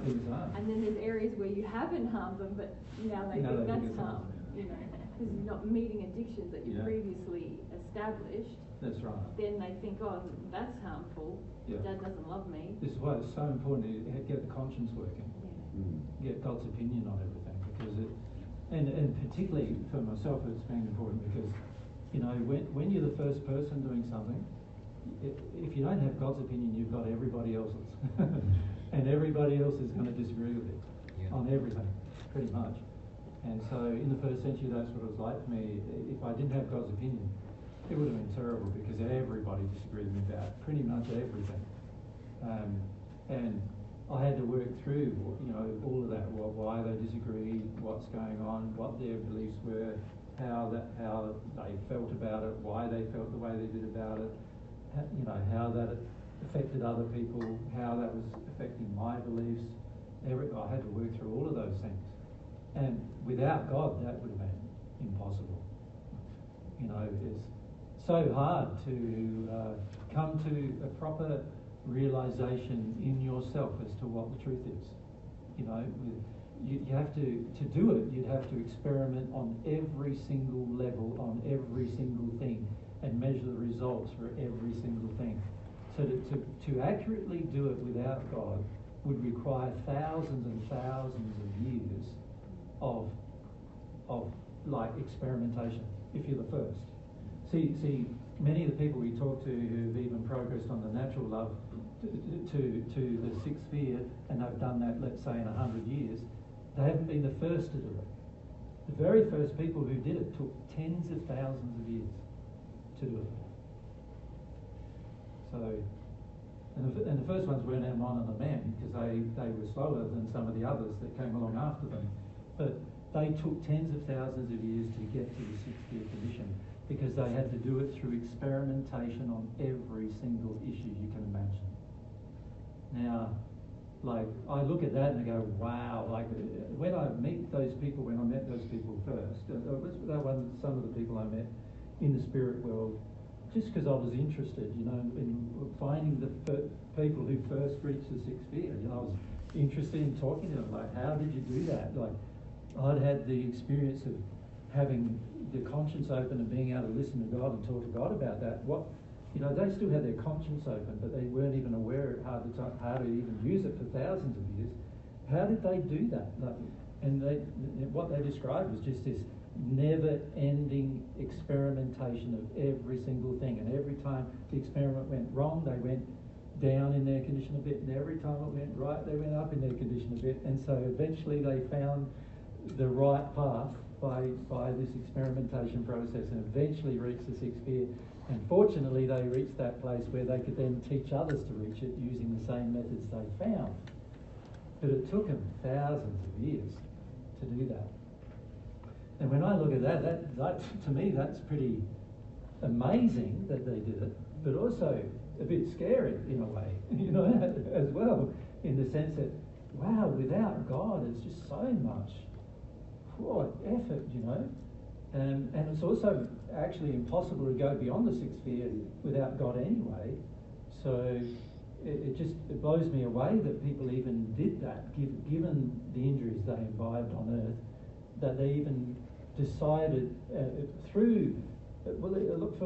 first part, it wasn't even a decision for them. For the first few thousands of years, it was just like the law bringing them into submission, a law of compensation and reparation, bringing them into submission. And But after a while, they learnt from their original experiences to actually develop that with a more, direction, with more understanding. But it took them years and years. Like I said, thousands of years, not just years. And,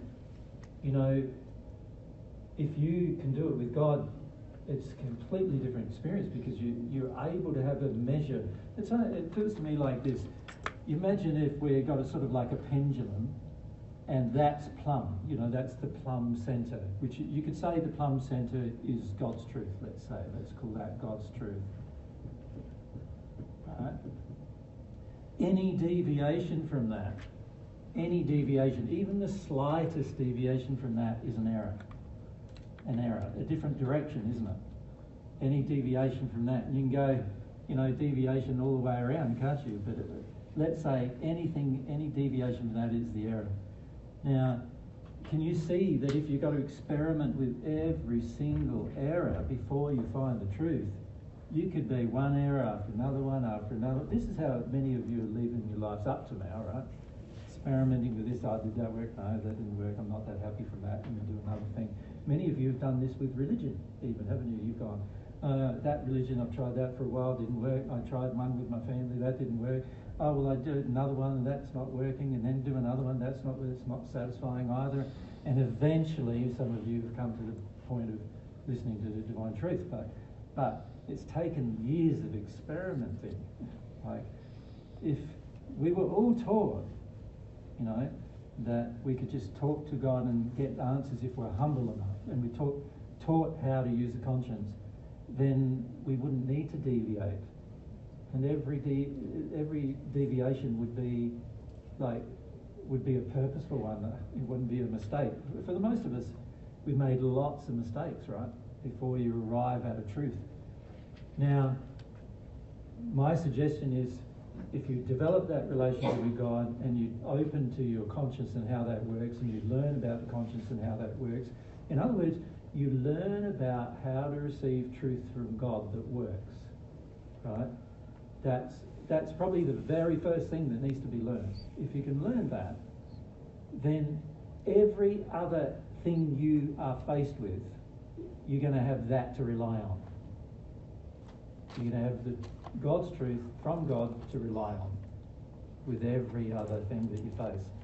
But if you don't do that, then it's just going to be this very long-winded and exhausting and sometimes very hopeless, almost trial and error, over and over and over and over again. And it's very disheartening, to be honest, having to do this trial and error. And so it's far better if you can develop that relationship with God directly. So when it comes to receiving information from others, the measure of whether that information is going to be valid to you is going to be how close are they to God's truth, isn't it?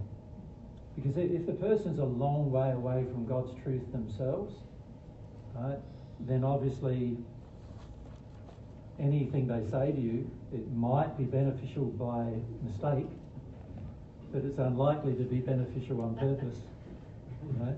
So this is what I've found, is that almost everything that I've been accused of over the course of my progression on earth this time, and in the first century, a lot of times I just went, well, I can feel that's unloving, so there's another thing that's unloving. And it sort of just helped me make a list of all the things that were unloving rather than the things that were loving. It sort of helped me what not to do rather than what to do, right? And I found the same in this life. Like, example of that is every time a spirit comes to me and attacks me, I go, this is good information.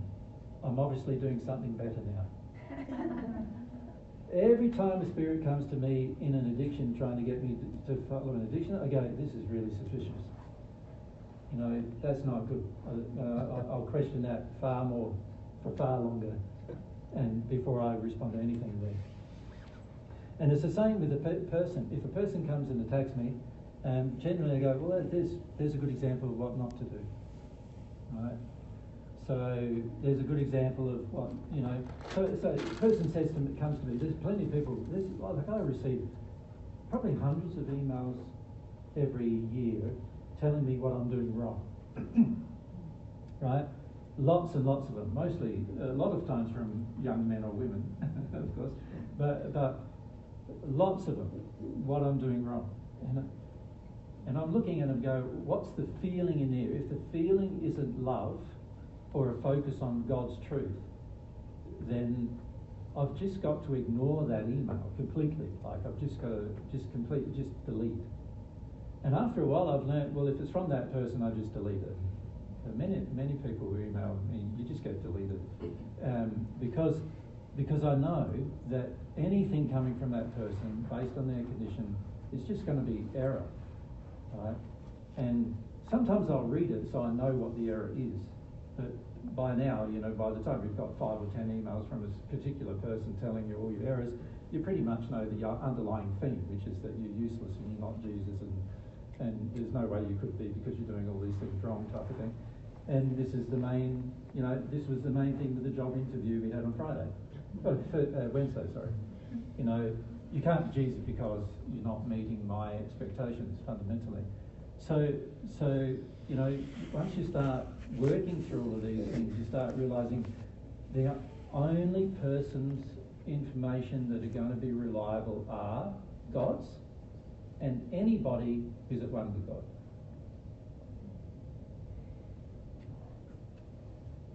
Everyone else has a fair degree of unreliability. Even a six-sphere spirit who might love you will have a fair degree of unreliability when it comes to their assessment about God. Right? So the higher the condition of love, the more you should listen. But of course, listening is different than like taking it on board and then applying it. Like the only ones that I'm going to apply are the people who I know whatever God says to me, plus everything one of my celestial friends says to me, I always listen to and apply. Right? So, and like Mary and I are in a different space than they are in still, but at the end of the day, it doesn't matter where their space is. If they're in harmony with God, we can listen and apply. If they're not in harmony with God, you can't listen, and you definitely shouldn't apply. You might be able to listen in terms of what not to do, but definitely shouldn't apply. So I just remind all of you that a part of the thing that needs to be done is to focus your attention on what stops you from being able to be sensitive to the conscience and how it works. Your beliefs will largely be determined by the conscience, right? And your sensitivity to it. The more insensitive you become to it, the less of your beliefs will be real. The less of them will be true. They'll be more false than true. The more you connect to the conscience, the stronger the likelihood is that your beliefs will become more true, right? So I just encourage all of you, and we talk tomorrow, we haven't got time now, but we'll talk tomorrow about how the human soul works on some fundamental levels so that you can understand like what to do about some beliefs about the human soul with regard to emotion, beliefs, the conscience, and a number of other of the soul's mechanisms. But it's very important to come to understand how the soul works and to eventually deal with any belief you have that is opposite to the truth about how the soul works. Because how the soul works is how all of you work, you know, like internally, how things operate.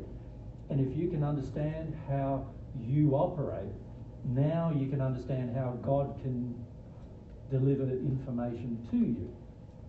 By what mechanisms does God give you information? You can now know that once you know how it all works. And so, you know, Mary and I, over the past 14 years or so, have talked about qualities such as humility, because that's a very important quality for how the soul works.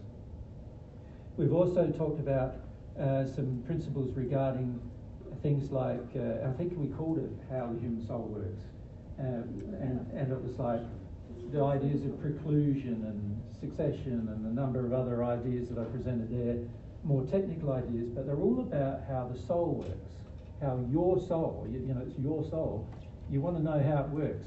Like, I find it so fascinating that the average person knows how their car works, even to a degree. Maybe not so much nowadays, right? But in my childhood, you know, pretty much everybody I knew how the car worked, and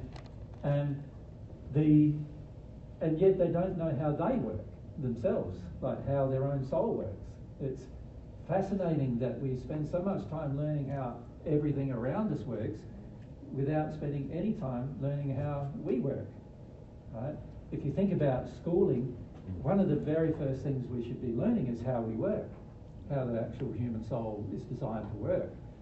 And if we all did that, then we'd have much stronger connection to the conscience, we'd have much stronger idea of what's true and false as a result, and that would help us greatly in our future life.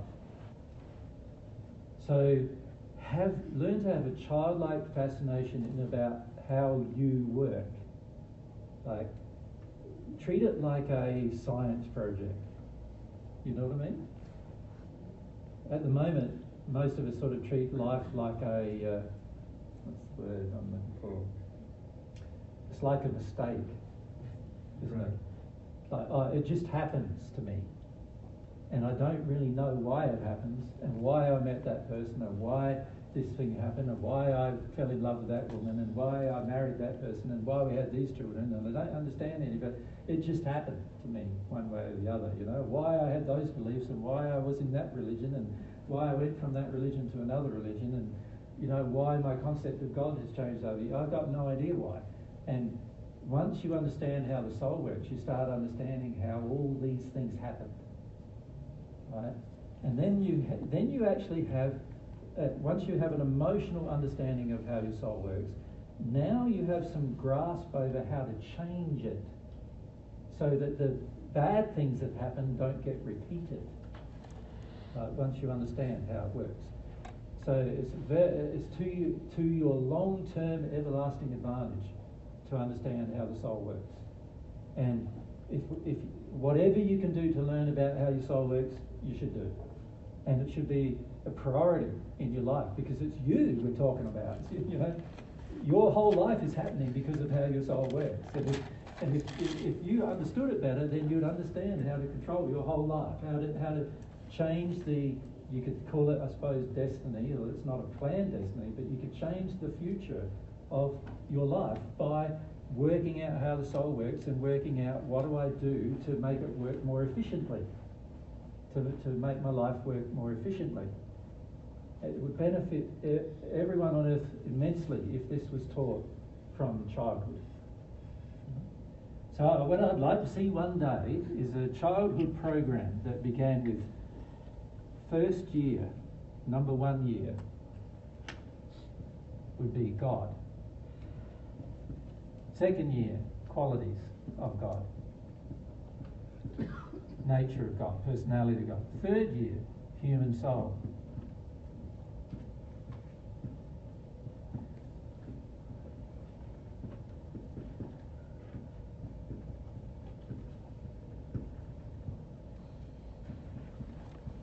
Emotions and beliefs. And probably in front of in qualities there should be principles, right? Such as love, what that is, truth, how that feels, humility, how that feels, faith, how that feels. There you go. I've just done a syllabus for the first 4 years of everybody's life. Do you know what I mean? Wouldn't it be wonderful if you'd be taught these things by the time you think 5 years, 6 years old, 7 years old, 8 years old? By the time you're 8 years old, you would be able to handle all of your own feelings and emotions. You'd be able to understand how your human soul works. You'd understand what a principle is versus what a law is, right? You'd understand what God's personality is to a degree, or God's nature. Now, in the first year, I'm saying God in the sense of God's existence. You teach children how to experiment with God's existence. So everything they do, play, all the things they do, they're experimenting with the existence of God and experimenting with what God may be like, in that year, in a real childlike way. They would have to do it, wouldn't they? Because they have yet to have a developed mind. The same goes with the principles. You start experimenting. What does love feel like? When you're loved, what does it feel like? How do you feel when somebody yells at you? How do you feel when somebody attacks you? How do you feel when somebody's kind to you or gives you a hug? How do you feel then? What do you feel? And this is teaching them principles, right? And then by this stage, they're now at a stage where they understand their own feelings to a degree through the principles, and they understand that God exists. So now we can look at, like, what are you created like? There's things inside of you. How do they work? How do your feelings work? How do your thoughts work? And all these things. And it would have to be done at a very, play-based system, wouldn't it? A system that enables them to physically experiment and emotionally experiment with all of these things.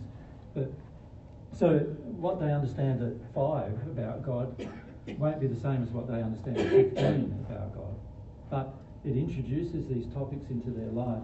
And then, of course, in amongst all this, you could still be teaching them how to speak and how to write and how to read and how to, arithmetic and all the fundamentals of, like, mathematics and science and other things, couldn't you?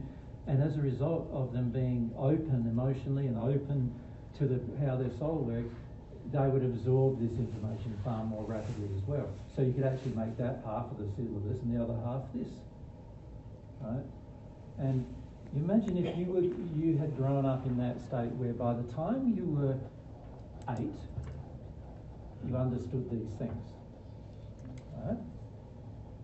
You think about the effect that would have had on your life. By the time you were 8 to 10, you probably knew what you wanted to do for the rest of your life. You probably would have felt some of your own feelings about what excites you, and you would have taken, you would have started to go along those lines, working out yourself. None of this involves mum and dad either, not pandering to mum and dad's feelings, right? So you would have learnt, you don't need to worry about your mum and dad. They have their own problems, their own feelings and whatever. And whatever they say to you doesn't really matter much, because unless it's in harmony with these things, it's probably not worth listening to anyway, right? But if you're going to live in their house, then love would demand, one of the principles of love would demand that you actually do honour their laws, as long as they've made them in harmony with God's laws, right? But if they haven't, then you would have to have a talk about that with them as well. So by the time you're 8, you'll also be able to reason with an adult, logically. You'd be able to also reason with them even though they're angry with you. You'd be able to talk to them, right? If this was encouraged. So imagine the scope that would give you for your later life. How many of you are so worried about what everyone thinks of you, and you could have been by 8 years of age not worried about how anybody thought of you anymore. Right? Wouldn't that free you, intensely free you from lots of burdens of your life, right? So this is the beauty of understanding and getting educated about beliefs, is that the more education you have, the more potential you have to accept truth and to compare your own life with that truth. That's the point of it. So when tomorrow we start talking about the human soul and what it does, how it works, is what we want to discuss with you a bit. When we start talking about that, start thinking about tomorrow when we do that, start thinking about the impact that's going to have if you honoured it. Like if you respected, that's how it worked. Do you follow me? Like if you respect, tomorrow we'll learn a bit about emotion and how that all works, right? And if you respect how that worked, what would you do with your day-to-day life compared to what you're doing now? Yeah?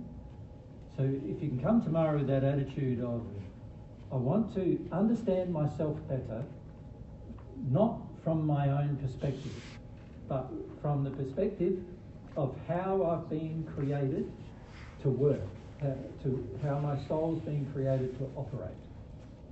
Right?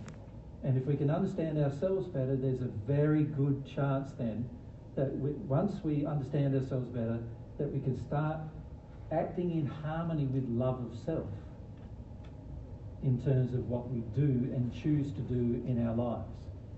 But if you don't understand yourself, how do you know what loving yourself is?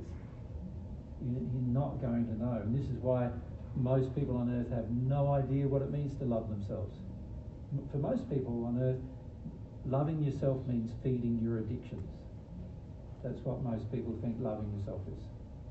And the reason why is because they have no idea what self is. Because an addictions are not part of you. They're not even yourself. You know, they're a sin that you attach to yourself. In the Paget messages, we call them an excorience. Yeah. That attaches itself to you, right? And the reason why that is they are just attachments that can leave you, and therefore they're not part of you. So what is part of you, and what part of you are you going to do? What are you going to do with those parts of you? You know, what are you going to do to train yourself to use those parts of you? You know, that's the thing we want to sort of focus our attention on tomorrow. Make sense? Yes. No worries. Si, you have a question about that? It's not going to be another intellectual question driven by fear, is it? I mean, based on everything you wrote, it all sounds wonderful too.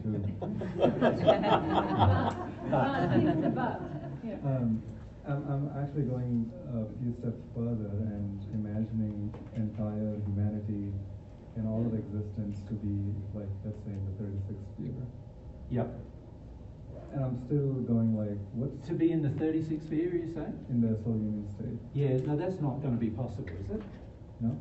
Well, if you consider free will, some people are going to choose not to do that. Remember, everything up to the sixth sphere, at some point or other, you're going to have to get there.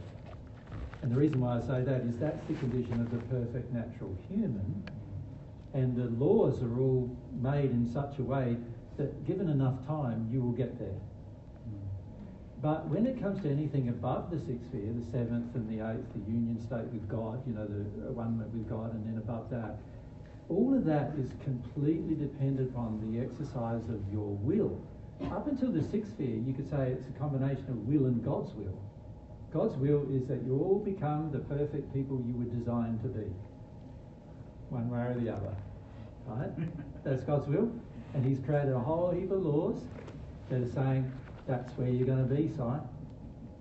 Now, it might take you 10,000 years, but I guarantee you, God's saying, I guarantee you, you're going to get there because my laws are great and they always get people there. The very first people who did it took about 10,000 years, so that's about the longest it's probably going to take for you to get there. You follow me? Yeah? So in that case, I guess there's no easy way to ask this question, but I'm just going to say it. What's God's end game? What's God's end game? Interesting question. Well, the reason why God created you is because God wanted you to experience sharing God's love, sharing the experience of God's love. God knew God's love was fantastic, and He wanted to have children that would experience His love. And that's the only end game. There's no other planned destiny, planned goal for you. Now, of course, in that end game, how much you experience that love is going to determine by a lot of truth. It's going to be determined by a lot of truth. So in other words, you're going to have to get more and more and more truth in order to know the extent of God's love, the infinite nature of it, and eventually how much of you can receive is really unknown at this stage, right? But if you focus on that as God's goal, He wants Si to feel loved and to feel and experience what that feels like. That's why He created the universe we're in. That's why He created the body you have. That's why He created the spirit body you have. That's why He created you as half a soul, so that you can experience all of the things involved with experiencing the love, not just acknowledging it intellectually, but experiencing it. He wants you to experience it. In the process, he wants you to come to discover the truth of how he created everything. But that's going to be an everlasting project. So, in other words, the secondary goal that he had was that create life so that Sai finds it interesting. Because you see, if Sai just went for 5 years and he discovered all of God's truth in 5 years, what's he going to do for the other 10,000 years? Right? He's going to, by the end of 10,000 years, be bored out of his brain, isn't he? So God made it in such a way that you will be constantly fascinated by, as you receive more love, you'll become more and more fascinated by the extra truths you're now able to absorb, because you're becoming more like God as you receive more of God's love. Right? Third thing he gave you. He wants all humans to experience what it's like to be immortal like he is. God's immortal. He can't be destroyed. He can't be killed off. Now, people in their natural love condition in the sixth sphere can't experience that. To experience what it's like to be immortal, you have to receive something from God, a part of God's immortality, right, in order to become immortal. So this whole concept that people have on earth that we're all immortal anyway, so it doesn't really matter what we do, that's not true. We don't know that at all. What we do know is that if you receive a quality from a person who is immortal, now you can become immortal. We know that for a fact. Right? So the third part of his goal was so that you could experience immortality, so that you could be constantly fascinated by every new thing that you discover. Because if you didn't have immortality, you'd at the end have an end of an existence. So God wants you to experience an existence with no end, but that has to be your choice to make. Because the only way an existence with no end is possible is by receiving a quality from God, God's love. That's the only way it's possible. There is no other way it's possible, and this is why the spirits in the sixth sphere are very worried about the concept of immortality, because they know they are not immortal, and they are very worried that they're not, because it means that at some point in the future the reason for their existence may end, because there's nothing more for them to learn given the condition they're in, right? And so, God created sort of, firstly, experience the love. And secondly, experience the fascination of discovering truth for the rest of your existence. And thirdly, experience the feeling of being immortal. Does God have a name that he wants to be called by? No. In the first century, I called him Yahweh, but, or the English translation of that is Jehovah, and that's what I called him in the first century, but, it was just a name given to God so that people could relate to God. Make sense? I call God Father or Mother. Right? And the main reason why is because that's the relationship that we have. We are the created child. Right? So, but you can call him Timbuktu if you want, but I don't know whether he'd respond to that either. But, I've never tried calling God Timbuktu and seeing the response. So, who knows what you would like to call him. Can you see things that don't matter to God are things like human laws, human concepts, human ideas? The whole idea of marriage doesn't matter to God. What matters is he created you to be a half of another soul. That's the relationship that matters to him. So the whole concept of you signing a document saying you're married doesn't matter to him either. Anything to do with a human construct about God's nature is not going to matter to God. God's way beyond that. Way beyond that.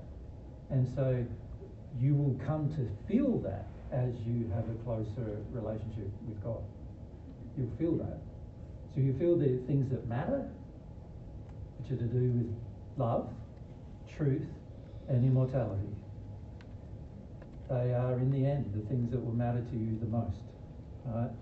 And the things that don't matter, human laws that are out of harmony with God, human documents, human teachings, human ideas, human concepts, your opinion, none of them matter.